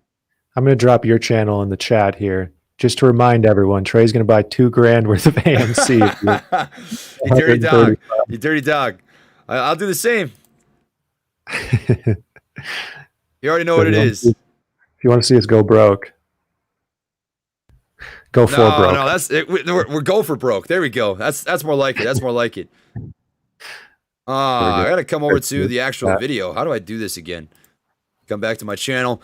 Thank you to everybody tuned in. Gorilla Gang, drop some gorillas on the chat and go over to Max's stream. Drop some gorillas over there. Show the guys some Gorilla Gang love because we're all about peace, love, and positivity, as Logic would say. My chat is filled with gorillas right now. Go drop some. Yeah, there we go. Green money trucks in Trey's chat. Let's go. All right, I'm actually just gonna pin your channel to the top of the chat bar. That'll help. Oh yeah, I'll do the same here. There we go. We're cooking with Crisco. We're cooking with Crisco. Beautiful. There. I pinned you. Rock on. All right. We're good to go. Thank you to everybody that dropped the super chat. You guys all rock. Made a new AMC Army WandaVision meme for your viewers. Well, now I gotta check this out. I can't see a meme and not check it out. See what this meme is. We will stop them, AMC Army. Hedgie's trying to short. I wish you could see this, man. This is pretty good. Can you, What happens if you share your screen? I think I probably can show it. Oh, really? Let's take a peek. You do Oh, look at share. that. I can. I didn't even realize. It looks like it's being a little glitchy, but can you see it? Let's see here. So if I turn that on, oh, I didn't even know we could do that. I didn't either. That's pretty cool. Moon tendies. That's pretty good. Whoever made that, hey, amen. The hedgies are trying to steal our tendies. They're not going to get them. No, sir. Oh, this is easy. Now I can just show your screen. Well, if we understand technology a little bit better, we would have already known. We wouldn't have been such noobs. Oh, whatever. This probably looks goofy on my live stream. Let me just take a quick peek just to make sure. Live streaming. I don't know how goofy this looks, guys. It looks kind of goofy. I could probably adjust this, though. So let me come over to my OBS and try my best not to be a complete square. I am really not that intelligent. I promise you. I'm a simple ape. All right, so this is gonna look a little funny for you guys right now, but I am gonna get it taken care of. So just have some patience. Hold on a sec. Hold on. This technology live. I mean, I can hide yours right now if you want me to. Yeah, go for it. That works out fine. All right, so we'll do some analysis here. I guess we can. Let's do a little analysis of Kraken Robotics while Trey is doing. That's not right. What just happened? This is an interesting stock that we were looking up last week. They're down 8% today, so it might be a potential good time to hop in here. Let me see if I can make this. It's as big as I can go for now. Kraken? You there, Trey? Yeah, can you hear me? Yeah. Rock you on. Good? Yeah, I think so. I'm slowly adjusting the screen here. I'm getting it. We're getting there. We're just looking up Kraken Robotics right now. I'm not sure if you could hear me when I was. Oh yeah, I can definitely hear you. You're good. You're good. Okay, cool.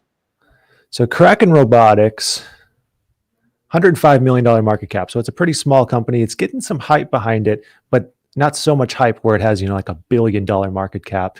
Engages in the design, manufacture, and sale of software-centric sensors, subsea batteries, thrusters, and underwater robotic systems. So one thing I like about them is they have a couple huge contracts with, I believe, the Canadian military, and they have a contract right now for around $40 million. And as you can see, that's very significant for this company. Their 2019 sales were $15 million. Their 2020 sales are about 11, 13, 14, 15-ish million as well. And they have a $40 million contract right now. So their next year's sales are just going to blow through the roof. And their net income is negative as of right now. They're a fairly small company, but I think that'll probably turn around in the next year. And just relating them now, also just to mention here, this is a OTC stock, so right. There's some risk here. But it's just one of those. It's kind of smaller companies with some hype that makes a little bit more sense to me price wise right now, and I just don't think it's being talked about a lot.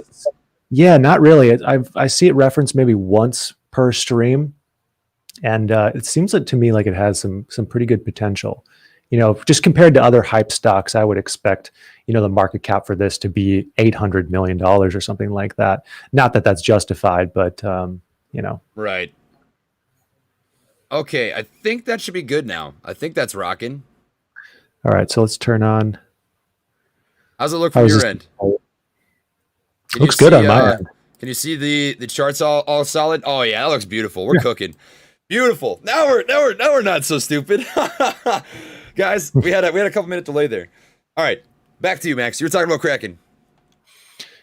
Yeah, I mean that's pretty much all I have on it so far. Solid. There we go. It's just one that kind of piqued my interest the other day when we were looking at it live. I mean, if you want to check into it a little bit and just see your initial thoughts. I'll check out the setup real quick. I have a very small position in it. I bought like $100 when we were talking about it the other day just because it was kind of interesting to me. So setup wise, it looks solid. I like that it's holding over 61 cents. We've got kind of a 1 day consolidation holding over 61 cents. It's retesting it now, and it looks like it might bounce. So that shows a lot of solid strength. Of course, OTC market stocks are pretty volatile.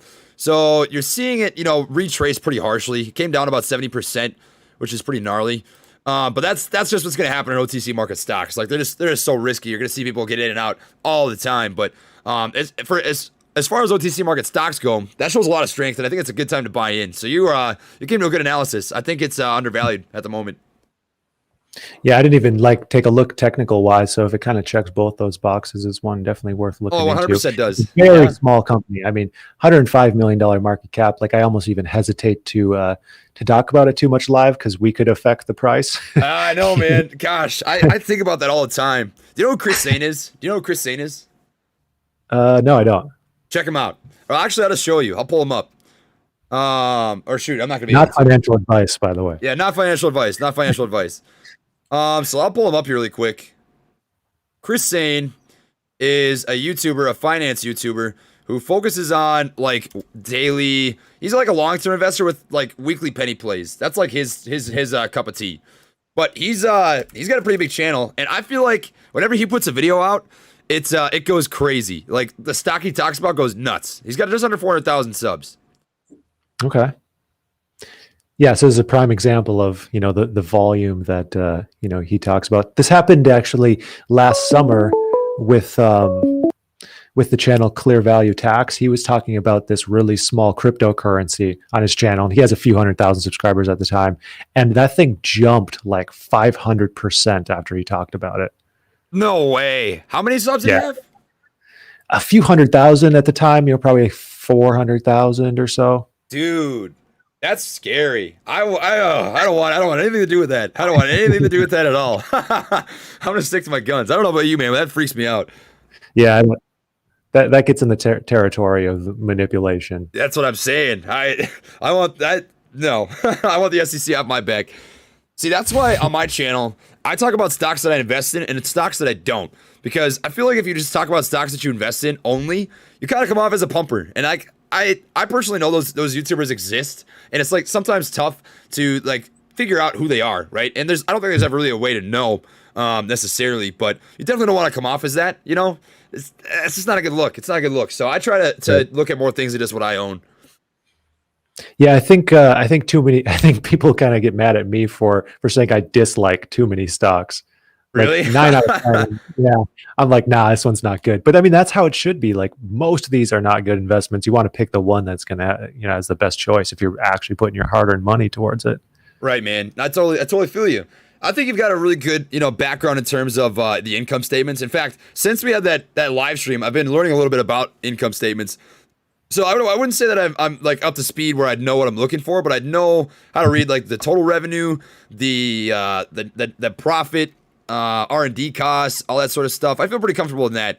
Yeah, so total revenue, cost of revenue, gross profit, marketing and administrative expenses, R&D.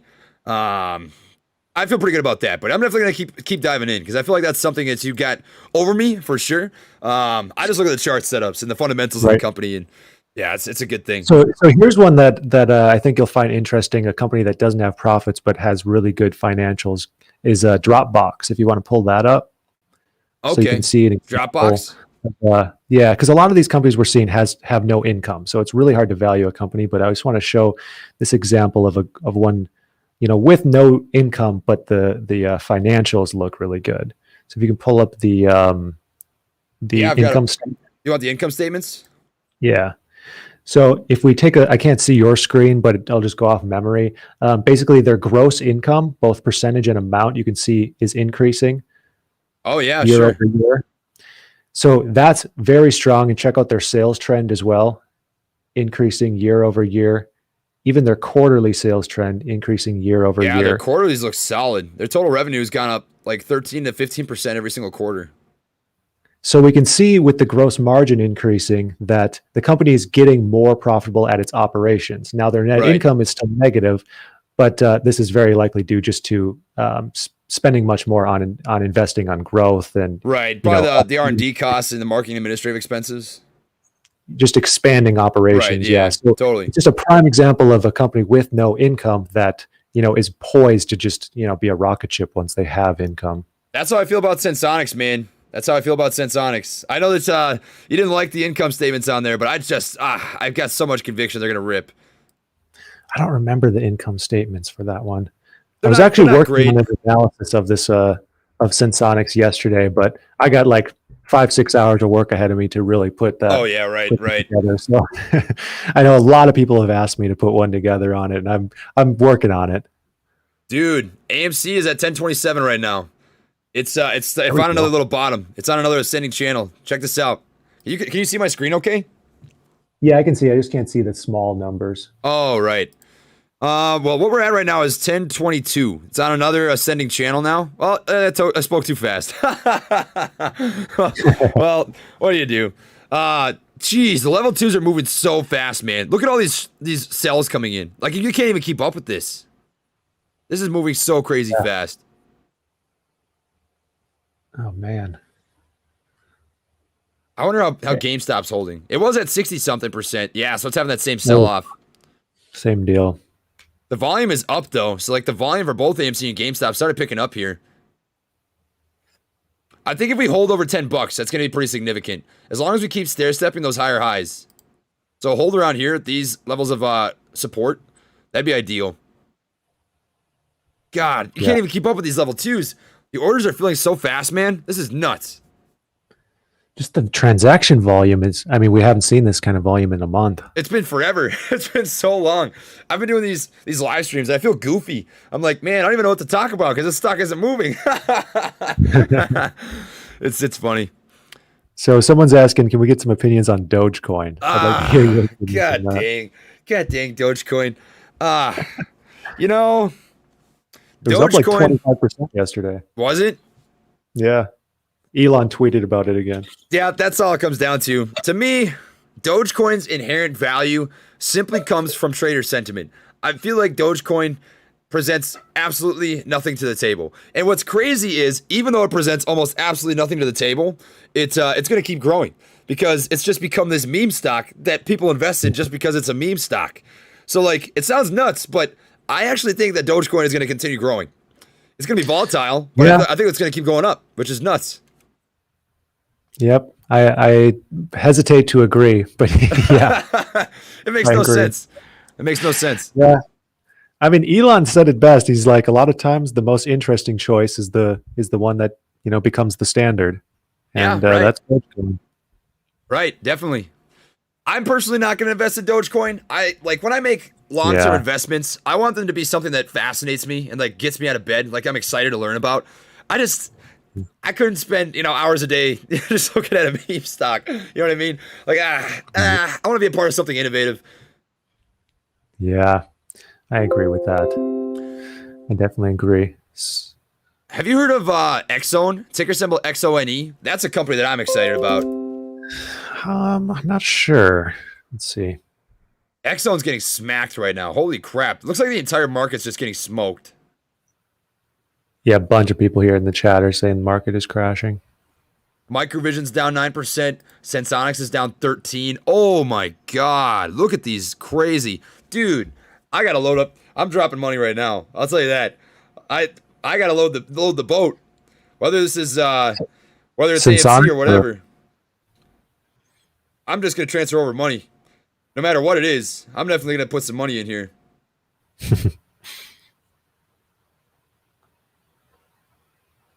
2,000 smackers. All right, the money's in the account, man. For whenever the time comes. Correction, not a crash. I'm glad that BHMCH said that. I think people freak out when markets turn red all of a sudden, but it's not the end of the world. I think we've talked about this before, Max, but like the first gut reaction when a stock is like pulling back really hard is like, oh crap, I better sell out because like I'm just gonna lose more money. But that's like so Right. that's so butt backwards. Like that's just you should be like jumping up and down like, oh my god, I'm gonna get this for the cheapest possible price buy because more. people are over. Exactly. So I don't freak out. I actually just start transferring over money and I load the boat. I'm like, heck yeah, dude. I get to buy more Microvision. I get to buy more Sensonics, whatever it is, See, but you're going to only feel that way when you do your diligence beforehand. If Exactly, you've done your diligence, right. everything squared away, then you're like, oh, it goes down. Let's eat. Who cares? Exactly. I actually get excited when hit pieces come out on the stocks that I like. So I'm like, oh, yeah, that's right. I got to eat your fear. That's what's up. It's money. I'm gonna come back over here to my stream and just read off some of these super chats. At least recognize the names. Just take like 30 seconds if that's okay. Yeah, go for it. Thank you to everybody, Gorilla Gang. I am back here checking this out here real quick. Thank you to Grevy, Miss Rains. I know I'm not reading all of you. I appreciate you though. Everybody that dropped one. Tyler Hill Investing. We were just talking about you, dude. So Tyler Hill just dropped a super chat. He's the guy that got his YouTube account hacked. All right, everybody in the comment section right now. I'm gonna help you out, Tyler. Check out Tyler Hill on YouTube. This dude needs some love. He had his YouTube account hacked and had to start from scratch. Tyler Hill Investing 2.0. You deserve it, man. You have a good channel. I was literally just bragging about you. Help this man out. There we go. There we go. We're cooking. All right, so thank you everybody that dropped the super chat. We're going to get back into it here. Just wanted to stop in and show you guys that I'm thinking about you. We love you guys. We love you, Gorilla Gang. Drop the gorillas. Every time I come back to the screen, people just drop a million gorillas. Like, I just can't keep up with the chat. Yeah. Cracks me up. Rock on. Okay, so I'm going to check out my account now. So that money did hit my account. I do have that buying power in there now if I want to use it. So I'll be sitting by and watching, seeing what happens. Where are you sitting at on your subs? You up to 135,000 yet? I don't think so. I'll take a peek. Jeez. Some of these stocks are getting smoked. I just got a price alert about a whammy. That's a stock that I'm in, and it's down apparently 20%. Oh, wow. Yeah, just getting schwacked. I think I'm still at 131K. Let me take a quick peek. Hop over to the YouTube studio. You guys get to see my analytics again. This is an insider sneak peek. Surprise. That's how much money I made in February. Whatever. At 131,591. What was that? So this is how you can afford 2 Teslas. Yeah, right? I say it how it is, man. I actually made a video talk. I think you checked it out, actually, but I just like to be transparent about it. I've got nothing to hide. Yeah, your super chats are wild. That is mad impressive. I'm just grateful, man. I think the community is awesome. It's really cool. Honestly, I tell everybody not to drop them. I feel bad.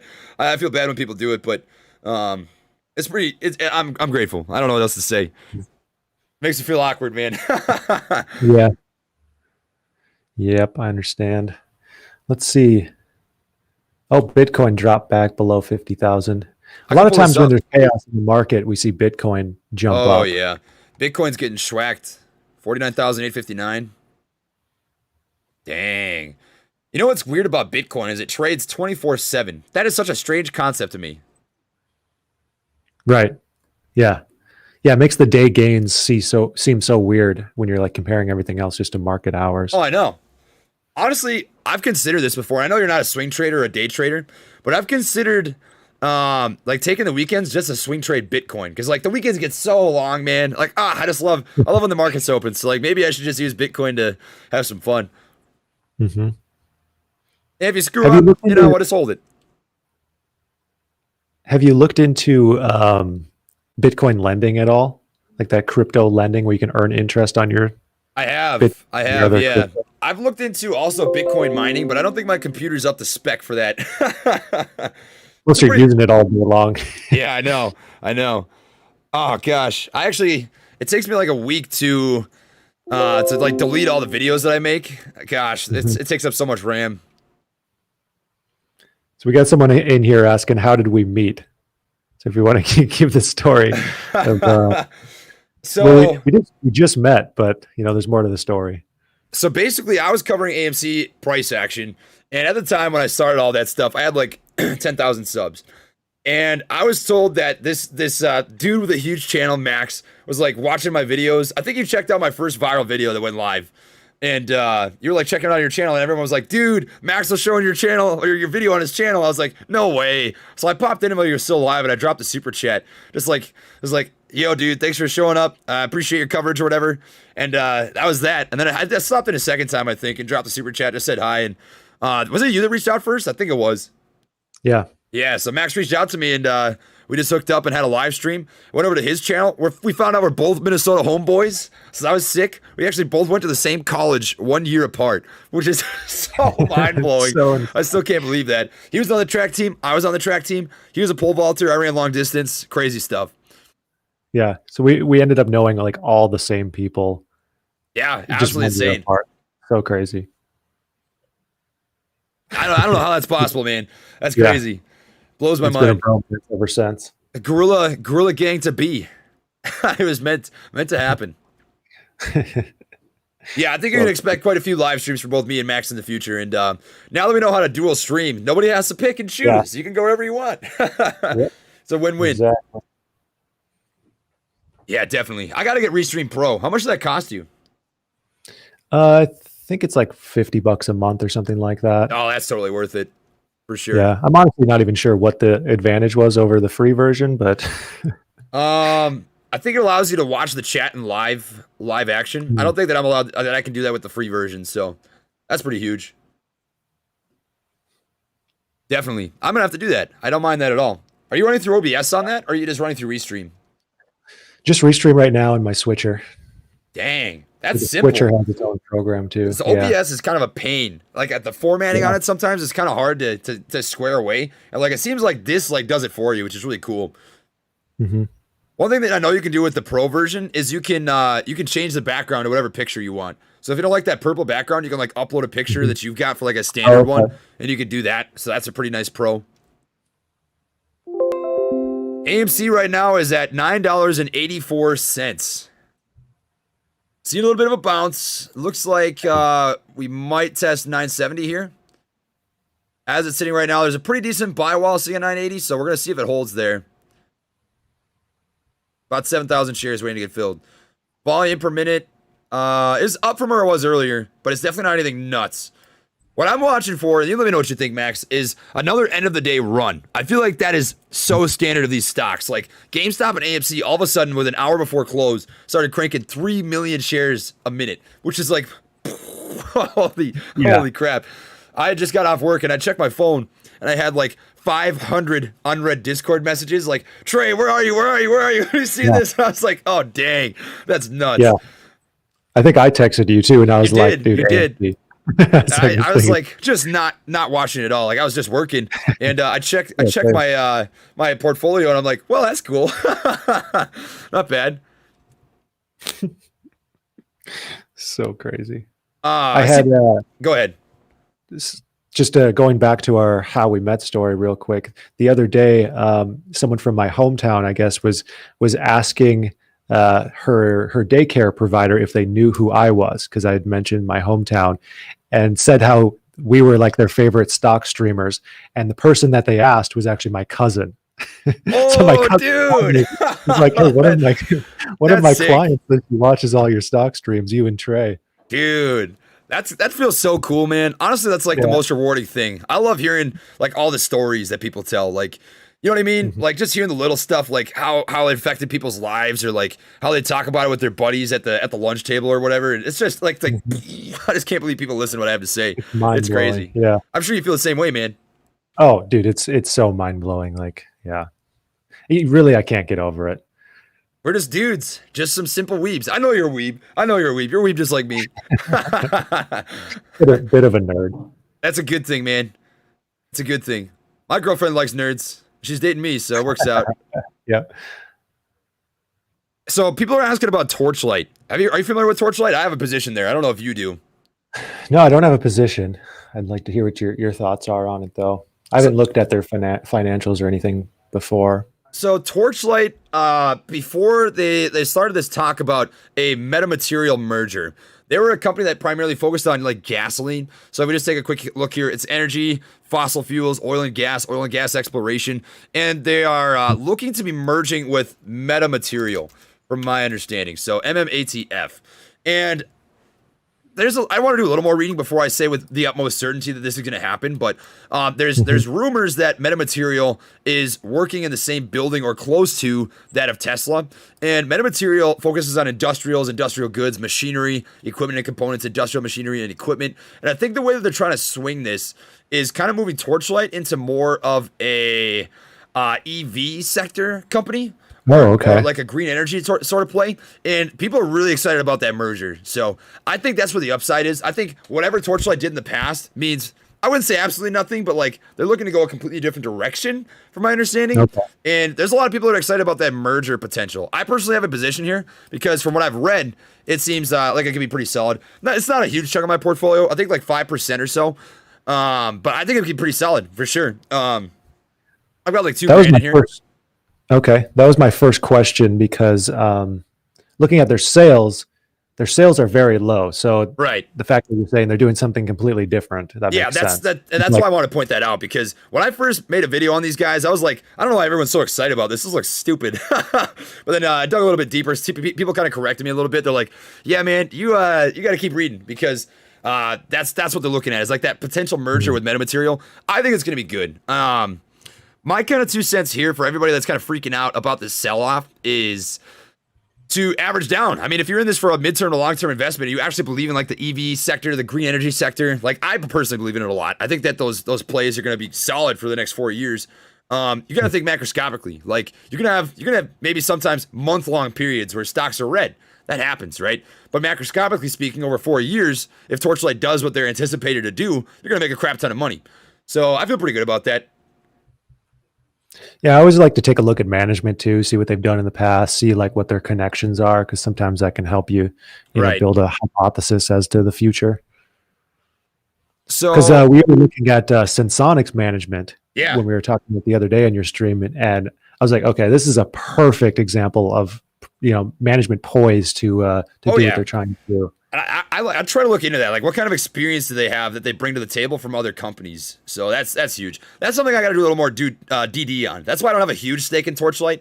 It's like 5% of my portfolio. Like, I was like, it seems interesting. I'm not going to add more to this until I know more about it, but it could be pretty solid. AMC, GameStop popping off right now. Are they? $10. Yeah. Up 10% here. Let's take a peek. AMC is up 10%. It's at just hit $10. GameStop, that's running a little bit more, but AMC typically follows in GameStop's shoes. So that looks pretty solid. Volume, about 500,000. But I anticipate that'll start picking up. The only thing that I don't like is this looks like a little bit of a head and shoulders pattern, man. So that's a head. This is a shoulder. And if it doesn't break over 1007, that's going to be a head and shoulders. And that typically means an upcoming bleed. But fear not. Because if it does bleed, that means you can buy for cheap. And when you hit 175K, you're going to be able to buy more shares. Someone's saying here that we got to have stock markets with Bruce on our stream. Have you seen his channel before? Yeah, Bruce. You watch him? Yeah. He's chill, dude. I like Bruce. Yeah. I went on Brian Jung's live stream, and he was on there with me for one of them. He's a really chill dude. I don't know if he'd be interested. I mean, but I'd be down. I'd be down for sure. You can tell he knows what he's talking about. I think he dabbles in real estate as well as stocks. Oh, cool. But kind of a double whammy.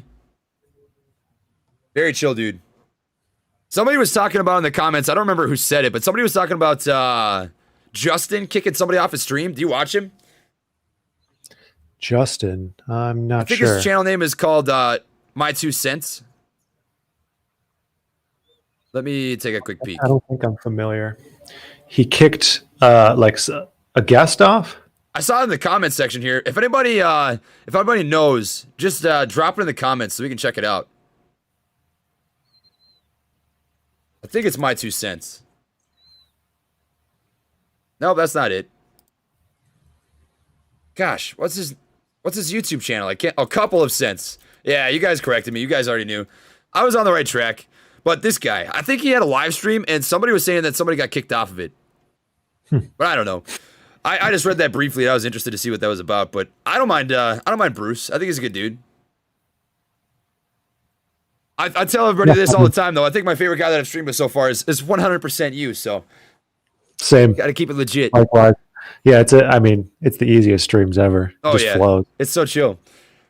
It's now that we have the screen setup figured out, it's much easier. Oh yeah, this is beautiful. We'll get better at this with time. We'll get better at this.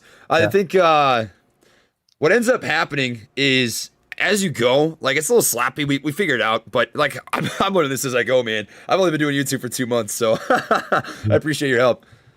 Oh, it was Brian Jung that kicked somebody off. That's what it was. Yeah, I saw that. Okay. Yeah. Kicked Andrew Kang off. That's what it was. I watched that video, dude. You gotta watch that. That's hilarious. Should I pull it up? Yeah, might as well. Oh, dude, you're gonna laugh. You're gonna laugh. This is gonna make your day. This is gonna make your whole day. So AMC right now, we're gonna give one quick little update before we get into this. It's at $10. Volume is trading a little bit sideways, consolidating. If anybody sees it popping off, let us know. We'll come back. But I'm gonna pull up Brian Junk's channel. You guys are gonna laugh at this. This is awesome. All right. Recent videos. Streamed 3 weeks ago. Where is it? Did he take it down? Oh, no, here it is. Here it is. So let me know if you can hear it. Antiperspirant. Feel dry Good? without worrying about irritation. Nope, no even volume. on those 72-hour days. Yeah, I was kind of worried about this. Well, we'll see what we can make happen, but I doubt I'm going to be able to do that in the middle of the stream. Yeah, there's going to be some kind of screen capture setting. And, Is there any way that you can share it? Is that possible? let's see here. Let me try. See if you can. I don't know if your listeners are going to be able to hear my audio, but here's this. Let me know if you can hear this. Yeah, I can hear it. Can your listeners hear that though? Play it again. I'll check my OBS here. Yeah, they can hear it. You're good. Okay, so I can pull it up then. All right, do it. I'll stop sharing my screen for a second then. So, let's All right, so I stopped sharing. It's all you. I got to find it and then turn on my screen sharing as well. Actually, no, never mind. I can figure it out. Brian's channel has popped off as well. We talked briefly yesterday. Yeah. Brian's cool. Brian's a good guy. Thank you to everybody tuned in to the podcast. Welcome. Show some love to Max. His channel is linked at the top of the chat bar. Drop some gorillas in the chat. I see you guys blowing up the chat bar right now. This is absolutely awesome. They all say they can hear it. If it goes to Oops, sorry. All right, let me make this. All right, so he's got it pulled up. $100 is fine. But yeah, I mean, if it went to 100, like what's stopping it from going 200? God knows. I don't know. But I will say this though. I think that the two people on YouTube that are smart is Justin's channel and Tom Nash, because they actually have backgrounds. Everyone else is just talking out their ass. And my All right, get out of here, man. Yeah, because like if you like who's that guy with the beard? Marco. On this? No. JJ Buckner. No. He always drinks the beer. Oh, JJ. Andre G. JJ Buckner. JJ. Yeah, so I mean, I kind of suspect his net worth is kind of low. Just my suspicion. But yeah, I mean, I just because like they're kind of playing with like small money, you know. What? Man. What the? I mean, I don't know like what their situation So this is the guy that got kicked off. Yeah, I mean, if you want big money, you got to take big risks. So. If you speckle your video, we don't want to watch the whole thing. Yeah, you get the idea. You get the idea. Thing. It's pretty funny. That's it's pretty hilarious. So I'll reshare my screen here quick. Yeah. Rock on. All right, we're cooking. So that was interesting. I think what was the stupidest about that whole situation is he went on to Brian Jung's live stream and basically disrespected every single person on that live stream. And I was like, what? How can you do that? That's one way to do things. That was hilarious. The editing on that was really good. Oh, it was solid. Brian Jung knows his stuff. So it looks like AMC is getting ready to test out some resistance levels here. We're getting a little bit of a push for 1008. Currently trading at 1007. Pretty solid buy wall at 1003. Looks like it's starting to get a little bit of upward swing, which is solid. 15 MA is about even to the 200 MA right now, and it got the push. 1013 right now. 1013, the volume is not rocking yet. Not rocking yet, but I'm going to anticipate the close on this 1 minute bar is going to go up. Oh, man, look at that. That's covering a lot of price action. Shooting up, yeah. 1017, 1018. We need to build some momentum. We need to build some momentum. So next is going to be 1020. That's the next level of resistance is 1020. People are saying GameStop's running. GameStop is up 80%. Look at this go. Holy Toledo, guys. AMC's going to follow. AMC's going to follow. I bet you. Upside down head and shoulder, says Patrick. Yeah, that's the inverse head and shoulder right there. That's picture perfect. That's a head, shoulder, neckline. That's picture perfect setup. Oh man, look at GME. Looks more like a boob to me, but Looks like a. Oh, they said a boob. I'm sorry. yeah, that's what I said. Okay. That shouldn't have been that funny, but it is. AMC is following pretty much the exact same pattern right now. Had that huge candle, a little bit of a micro pullback on the 1 minute. But that's not bad. It looks like it's gonna hold over $10. We just need that hold. It needs to keep the momentum. Look at the level 2s. That's a lot of people waiting to buy. And they're getting scooped up. I'm just waiting to see the volume start to pick up here. Oh yeah, look at that. Look at that go. 1020. Oh yeah, popping off. Same with GameStop. Also, it's at 80%. Oh man, look at this go. God, man, Max. If GameStop pushes a new high of the day, AMC is gonna run because that's exactly what happened last time. When GameStop started running, AMC just took off. Like for whatever reason, that it's just the same investors that keep stepping into both these plays. Yep. So we're watching for 175.48, currently at 165.50. It's moving so fast. As I was saying that, it was already changing. That's dirty. That is a dirty setup. Yeah, there's like just a tiny delay behind GameStop to AMC. So it's like you see GameStop, you can catch the wave on AMC a minute later. That's what it's looking like for sure. Yeah, man. Ooh. I'm getting excited. I'm wondering when to drop some powder. When's the time? How are you doing on your subscribers? We're about halfway on mine. Halfway to the goal. Yeah. Let me take a peek. 172.5. Refreshing the page. Everybody gets to see real time.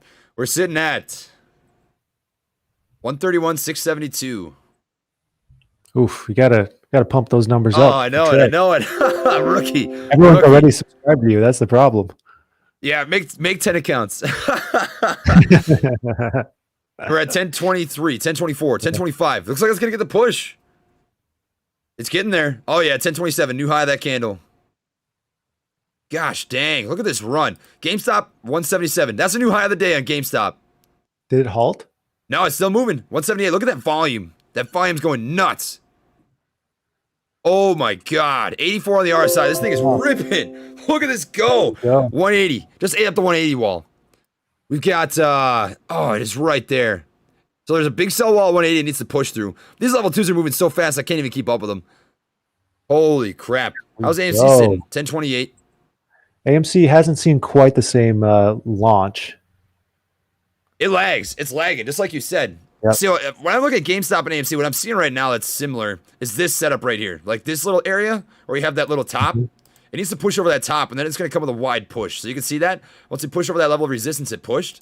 AMC needs to do the same thing, but it's just a little steeper. It's a little steeper of a climb. But if we get that push over this top at 1045, it's going to be violent, in my opinion. You're going to see a wide-range candle close over that. That'd be the beginning of the move. Mm-hmm. Is there any way to put one chart over the other on Weeble? Sure can. How people... We'll do that right now. So we will set up a blank layout and just do that right now. So we'll pull up one chart, two charts, and I want a quote with level 2s. Order book. There we go. All right. Okay. That's how you do it. So we'll set this up here real quick. Yeah, why don't we do this right away? Gosh dang it, Max. Yeah, people have yelled at me about 1,000 times for not doing that. Have they? Well, just tell them I'm a weeb. You can blame it on me. I'll take the blame. Here we go. Solid. See, we're learning. Also, if we want to go expert mode, right click on your toolbar down there, taskbar settings, and then Taskbar? Where are you seeing that? no, your taskbar. Right click on the taskbar on the bottom. Oh, on the bottom? Your computer. Yeah, just on the white blank space. So you can get the taskbar gone. Right click that, and then settings, and then do automatically hide in desktop mode. How about that? I've never seen that. Up one, desktop mode. Oh, yeah. There you go. Wow. Well, dang. There we go. Now we're learning. That's something. Did it not save or what? I think it did. It should go away. Okay. Well, we'll make it happen. There we go. There we Money. All right. So we're gonna pull up real quick. AMC right here, and GME right here. So we got them both cooking with Crisco. So GameStop is having a little bit of a pullback here. Volume is nice and moving, nice and rich. 1031 on AMC on the 1 minute. Where did I put the level 2s? Did I just hide those? I definitely did. Thank you, Paul, for becoming a member, and thank you, Robert, for the super chat. A1 steak sauce. Here from Trey's chat. Hey, there you go, man. Show him some love. Show him some love. We love to see it. I think it's totally doable to. I'll drain all the cash in my account into AMC. That's the move, man. That's the move. You already know what it is. For everyone who's new to this stream, if Trey hits 135,000 subscribers on the stream, he's going to put 2K into AMC. If I hit 175,000, I'm going to put 2,500 into AMC. You heard it there. You heard it there first. You heard it here first. Yep. So check this out. This is interesting. Look at how AMC is literally lagging behind by like 1 minute. So GameStop had this little run right here. It had that little pull off, and now it's moving on this next candle. We're literally right here 1 minute behind what GME was doing. That is interesting. The only thing that I'm seeing here that's a little bit different is the volume is just barely lower, but it's not by a lot. Mm-hmm. But it's like identical charts. That's insane. Yeah.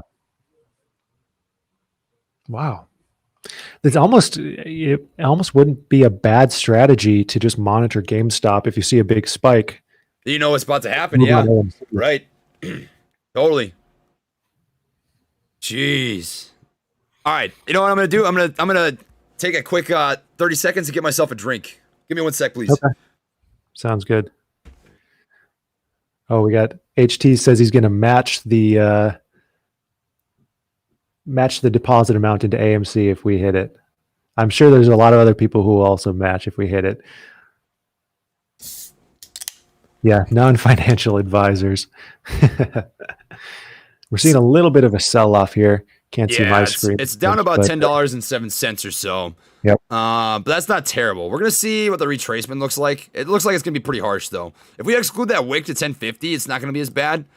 70%, so that's pretty harsh. That wick is ugly. And it pretty much did the same thing as GameStop, except it didn't get over that top, right? Right. Oh, man. I'm not sweating, though, man. I mean, we're still up 11% on the day. GameStop's up 80, which is ridiculous. That's so nasty. So crazy. Huge win. Oh, yeah, big time. Big time. I don't have my screen pulled up for everybody that's dropping a super chat on my channel. I do appreciate it. I recognize that I usually read them off, but we're vibing today with Max. So show him some love. Get him to 175K so we can make him dump 2,500 into AMC.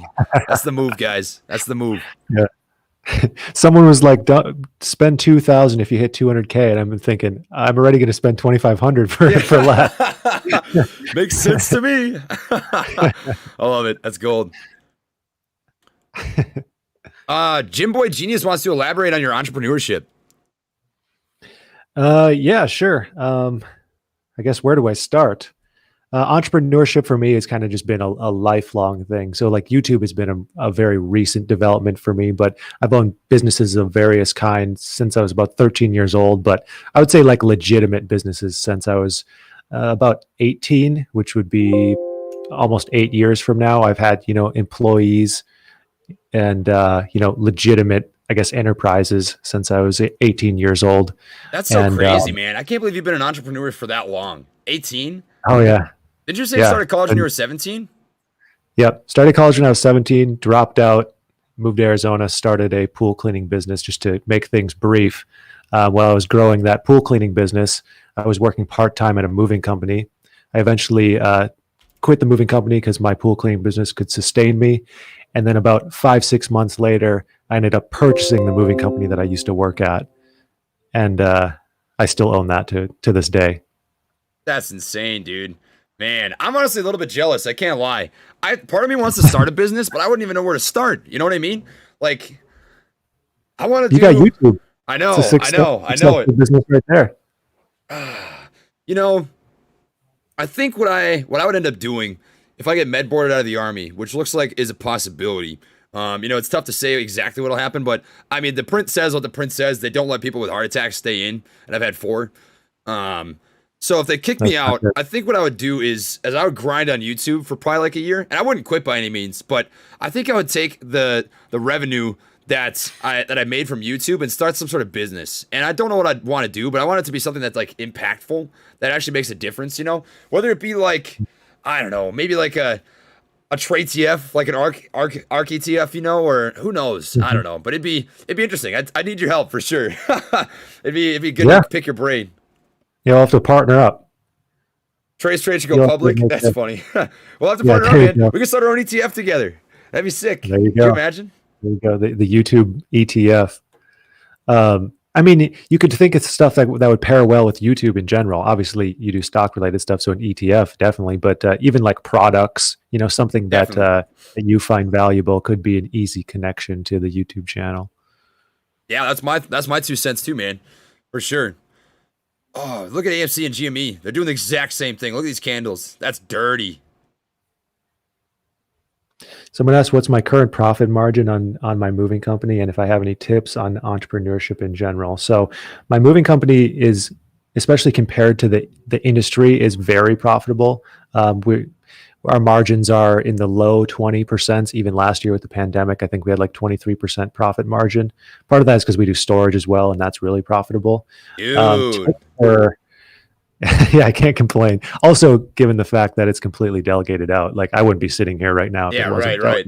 That's what's sick. It's. I'm not gonna say passive income, but the amount of hours you have to put in, that's definitely nice. Yeah. So I guess that's a good tip for entrepreneurship. Systemize everything. Like you probably can't tell if this is the first time you see me, but I'm in a room right now, in my office, in my warehouse. So like my business is, all around me. That's sick. All around me right now. And I have employees, 5 feet that way on the other side of this wall, answering phones and managing the business and stuff like that. But systemizing everything is huge because, then you can just sit. What I do is I literally write out a process for everything we do in the business, even if it's like running a credit card. I have a process written. So I just have a sheet that's like, follow this step by step. You'll know what to do. You don't ever need to ask me again. And that's one of the best things I'd ever done for the business. Yeah, man. You definitely know what you're doing. You definitely know. We're going to have a chat about that. Maybe someday we can just have a live stream and talk about entrepreneurship and just chat about it and let people listen to a couple dudes talk. That's right. Thank you for all these super chats I have to recognize as well. Nathan and Robert. Oh, yeah, they're treating you real nice, man. Appreciate it. The Gorilla Gang, they show people love. One of you guys over at my channel dropped $200, dude. Oh my! You need to keep that in your pocket. You don't need to give that to me. That's nuts. I appreciate everybody here. That is not. That's. I don't think I've ever even seen a $200 super chat. I haven't either. You guys all rock, seriously. Gorilla Gang, what I love the most about YouTube, I don't know about you, Max, it's just the community. It's so cool. I mean, you get out of it what you put into it, and I work really, really hard to kind of build respect upon, my community, and I'm sure you do the same. I know you do the same, so it's a lot of fun. It's all about mutual respect, too, and I think people like YouTube because you can tell there's not a big ego. Definitely. You don't act like you're, some bigwig YouTuber, and I think that's important as well. You got it, brother. I wanted to address something in the comment section real quick here from your channel. Somebody was asking if I actually had 4 heart attacks, and the answer to that is yes. So my old man, about 5 years ago, passed away from a heart attack, so it kind of runs in the family a little bit. And I don't drink energy drinks as much as you think. I haven't had one in like 2 weeks until today. I'm running on 2 hours of sleep, so pardon me there.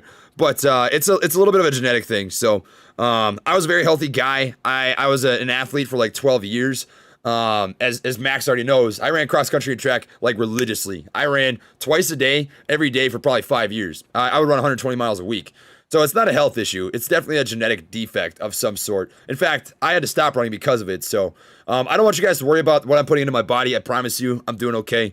I'll get it figured out. So just wanted to clarify that. Not what we're usually talking about here, but I just I don't like people worrying about that stuff. You got to figure it out. We need your streams, man. Yeah, man. That's you know what it is. We need your not financial advice. Not financial advice and not a dead cat. We need to say that every single day. I'll tell you what, that's going on a shirt. We got to get not a dead cat. AMC's got 9,000 lives. Make like like a cat like stuffed plush thing with like X's over its eyes. Oh yeah, Not a dead cat. Like, you can have it on your desk or something. Right. I got to move up my my coffee mugs over here so people can see them. I take a lot of pride in these. These are sick. George W. and Gorilla Gang. Money. Probably too small. What time is it right now? 12:10. So I can stick around for another 15 minutes, and then I've got formation at 12:50. So that's about 40 minutes from now, and then I'll have to get ready to go. I'll go for another 15 minutes as well. So if Rock you want on. us to make some purchases, you know what to do. Oh, we're so close. I think you're closer than I am. People are treating you good, man. That's good stuff. Yeah, That makes me I happy. appreciate that, everyone. I'll take a peek at what I'm sitting at. 131,771 is what it looks like. Yeah, there we go. There we go. 3K away. Can make it happen. That'd be nuts. Make that happen. That'd be nuts. Yeah, it's a good incentive though. You know what? I'll put just as a little teaser. I'll put $100 in, just as a Yeah, I'll join starting. you. Why not? $100 in AMC. I'm gonna come back to my normal stock screen because I've got it all set up the way that I like. I'm gonna buy it at market. Yep, same. What does that come out to? 10 shares. You can actually set it up exactly on Weep. Oh yeah, there you go. You already did it. Never mind. I don't gotta say anything. $101, 10 shares. Cowabunga it is. Review order and She's in. Mine got filled at 10:14.8. mine got fill. I'm waiting for the actual fill notification. Playing COD, Come on. watching my stocks go up. I love it. Somebody dropped in here. I don't know if you see it, Max, but somebody dropped that Bruce wanted to collab with us, and they dropped his email. Did you see that comment? Nice. Perfect. Yep, mine went through 10:14.8. There you go. Exact same. How about that? Oh, she's already up to 10:19, 10:21. We're profitable. We should have dropped all 2K. Oh, dang. Yeah, that was good timing. Yeah, no kidding. I hope it wasn't because everyone else was buying at the same time. But Ty Summers is asking what I'm dipping. I'm not dipping right now. I don't do that on live streams. You That'd be guys are funny. aggressive. That's funny as heck. Yeah, man. Trey needs a new background. What does that mean? Background? Are you talking about my hotel room? Hotel room. You need a studio. Yeah, I'm going to get there, man. Dude, I'm going to have to pick your brain. When I get out to my house that I bought, I've got like this super cool office space, and I'm going to deck it the heck out. It is going to be dope. I am so pumped. That's going to be my dojo because like you probably already know this yourself, or maybe you agree, maybe you don't. I think like the atmosphere you surround yourself in like is just so conducive to helping workspace, and I'm excited. I'm excited to make it just a little dweeb layer. Right. It's going to be sick. That's right. Big time. How are things looking? So I'm going to pull up AMC on the level 2s. We're going to see how the level 2s are looking here. Pretty even across the bid and the ask. A lot of buyers waiting to step in at that 10:05 to 10:15 range right now. So that should hold up pretty well. Got a little bit of an ascending level of support, so it's slowly stair-stepping. And we got an ascending level of resistance as well. So it's moving in a little bit of an upward channel, but the volume's just down a little bit, so it's just moving a little slow. Mm-hmm. For 1 minute, we're seeing about, God, it feels weird to say that's low volume, 400,000 to 600,000 shares. No kidding. GameStop's getting ready to retest 175. Oh, yeah. Look at that go. That means we might see AMC follow suit. That's what I'm thinking, man. I think if it pushes over 175, you're going to get AMC follows. Look at this. You've got almost the exact same candles. You've got a long topping tail in that third candle right here. You've got a little bit of a doji, right? That red one with the wicks on the top and bottom. And this is starting to run. So if it does that exact same setup, that'd be dirty. There you go.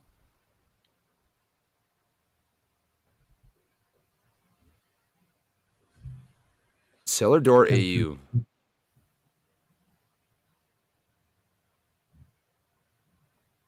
What's the non-advised guesstimate on AMC for end of the month? Max, they asked you. What's your estimate? End of the month. I just saw one in the chat that said $50. That would be absolutely insanity. That'd be sick. But So I mean, I guess end of the month is just a couple days from Yeah, now. 2 Is that what days. we're Friday. end of 'Cause the February? first is on End Monday, of isn't it? tomorrow? Yeah, end of tomorrow. Whew. I mean, I think if we finish green again today on AMC GameStop, the the fuel is going to be there. There's going to be so many yeah. people hyped about a Friday, especially to just explode. Like, oh man, I Dude. mean, even touching $20 doesn't seem that impossible if we finish up green on both of these today. This is I'm totally with you, man. My hunch is it's gonna run at the end of the day, into the after hours. Like that almost always seems to be the way that GameStop and AMC would run. Like I was watching, I don't know if you know what Warrior Trading is. His name's Ross. He's a day trader, and he does live streams covering his day trading, and he would show AMC and GameStop just going crazy in the after hours of the pre-market, and like that's just when they seem to move, and then they stagnate throughout the day. So I think that's what I'm expecting. I expect a hard push at the end of the day. Yeah, I mean, especially if we saw another big step like we did yesterday. Oh man, tomorrow's going to be so crazy. Oh, dude, I'm so It's gonna pumped. be insane. I'm so pumped. I mean, we already talked about this before, but in case you just tuned into the live stream, we've got really, really high potential for a gamma squeeze. So how do I zoom in on my screen? Somebody told me this. I think it's control and you. No, that's Control not it. plus. Control plus. Yeah, should be. Man, I am such a weeb. Maybe it's the up arrow. No. Is it alt? I thought there was a way you could do this. Should be control plus. It's not working for me. Like the Unless plus it's sign, right? illegal. Yeah, it's working on mine. Is it? Yeah. To zoom in on the screen? Yeah. Control Unless it's just, plus. yeah. God dang. I'm such a weeb. I love it. This is good. Hey, I'll always admit when I don't know what I'm doing. I think I can maybe make yours a little bigger. Yeah, that works. That works. So all I wanted to show you guys is the call options that potentially could expire in the money on Friday. So we've got 5,000 at 5, 10,000 at 5.5, 17,000, 24, 37, 61, 37, 37. I mean, these numbers have actually been going up throughout the entire day. So if we close over 12, we're going to have potentially like 300,000 call options that expire in the money on Friday, which means you'd have around 30 million shares that need to be purchased on Monday. And that could cause a gamma squeeze. Last time that GameStop squoze, which is such a funny word to say. I love saying that. Last time GameStop squoze, it started with a gamma squeeze. So we're really excited about this. And honestly, I don't think much is going to start happening until that gamma squeeze starts. It's exciting. Yeah, you can kind of think of those options contracts being executed as just like adding rocket fuel onto the ship on its way up. Like, yeah, exactly. That's exactly it. It's just like boom, boom, boom, boom, boom. Oh man, it's gonna be sick. I'm pumped. I'm so pumped. Nothing's guaranteed, man. I know it, but I just can't help but be hyped about this. I just can't help. AMC's still not looking too rough. I really don't mind this. I mean, I'm sure it's boring. It's not as fun to watch a stock just kind of trade sideways, but I don't mind trading sideways. To me, trading sideways and consolidation is favoring of bullish territory, because think about this from like a psychological perspective, right? Like I am scared like crapless to buy into a stock when it's just going up and down. It's so volatile because who knows what's going to happen, right? So the longer a stock trades sideways, the more likely you are going to have people step into a stock and take a hefty position, because the risk is so much lower, right? And you know that the longer it goes, the more likely you are to see it rip, as long as it's in bullish territory, which we are. We're green on the day, up 12%. So I don't mind that in the least bit. I mean, it's a time game for sure. What if we compare both of these on like the 2-month view to the VW squeeze? Like, how does that look now? I haven't compared that in a couple of weeks. I've actually got it saved somewhere. Let's see if I can find it. I saw my picture in there. You're in there, man. There's Max. Absolutely beautiful. No reason other than just having it saved locally. I just like my boy. I've got it saved somewhere. Maybe in saved pictures. No. You guys are gonna see all my goofy pictures now. You're giving everyone the full look here at the computer. Volkswagen comparison. There we go. All right. So here it is. We've got, well, I suppose you can't see the full view, but before Volkswagen squoze, This is in euros from my understanding. It went up to about 150 euros, and then it had this crazy like 1 or 2 week long dip where it came all the way back down to previous levels. And right after that, it ran up to like 950 euros, which is absolutely insane. And that lasted, I think, about a day, 2 days. GameStop, similar thing happened before that. That went to the moon. AMC, this is old. This is from a couple weeks ago, so this isn't really relevant anymore. But it shows you like the standpoint of what happened with Volkswagen versus GameStop versus AMC.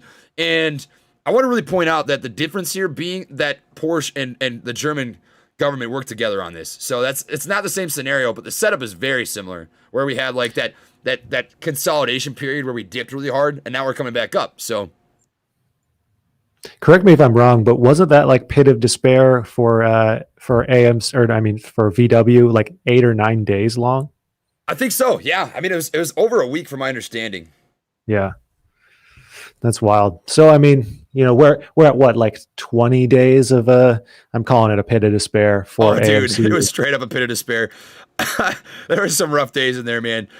Oh, I can't tell you how many people I got like death threats from. Like you're making people hang themselves, and I was like, God dang, why I gotta be so mean?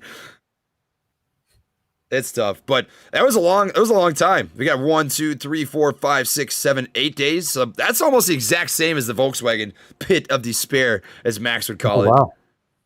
And it's now starting to run.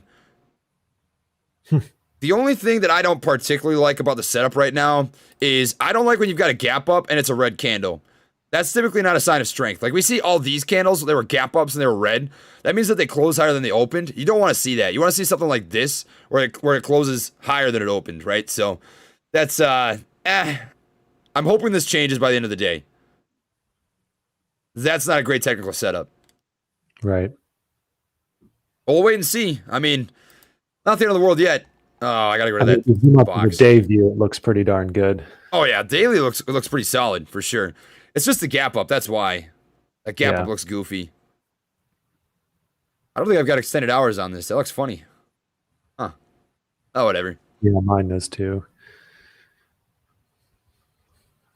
What are we looking at on the level 2s? Yeah, gosh, dang. I really wanted this to rip. I wanted it to rip while we were streaming. You know what's going to happen? This always happens, Max. This always happens when I'm not streaming. When I get off, it's going to go to the freaking moon. Yeah. That always happens.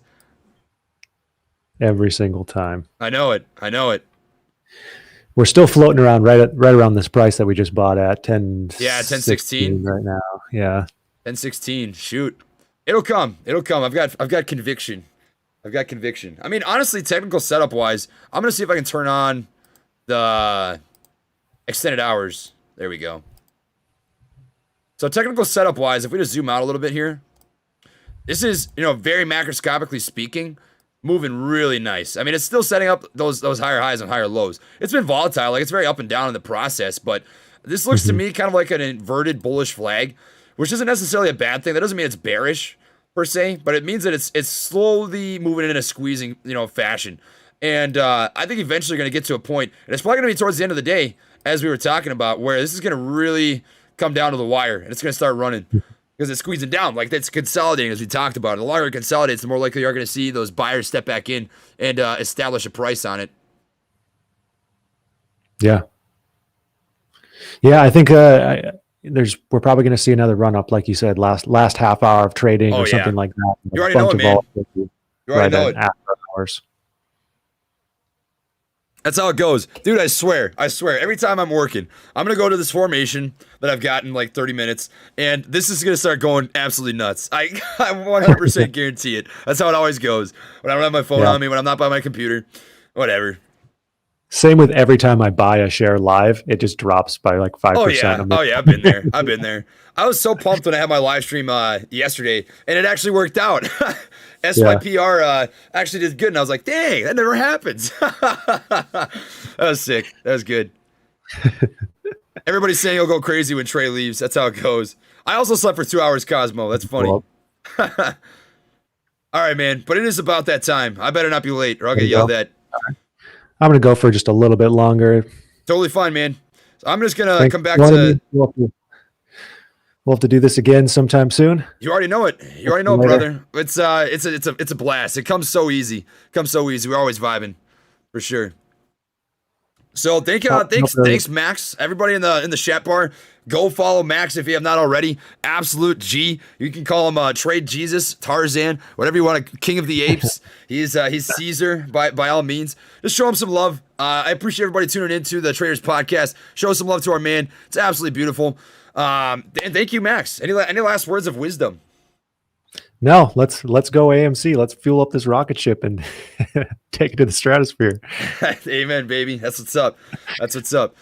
All right. Well, thank you to everybody that dropped the super chat. Thank you everybody that dropped the chat. Thank you to everybody that's hanging with the Gorilla Gang. It's great to have everybody here. I'm gonna be tuning off. Thank you again to Max, and I'll see you in the next one, brother. Thanks for having me on your channel as well. I'll text you later, bro. You too, man. Peace. Bye. Alrighty, we're back here. The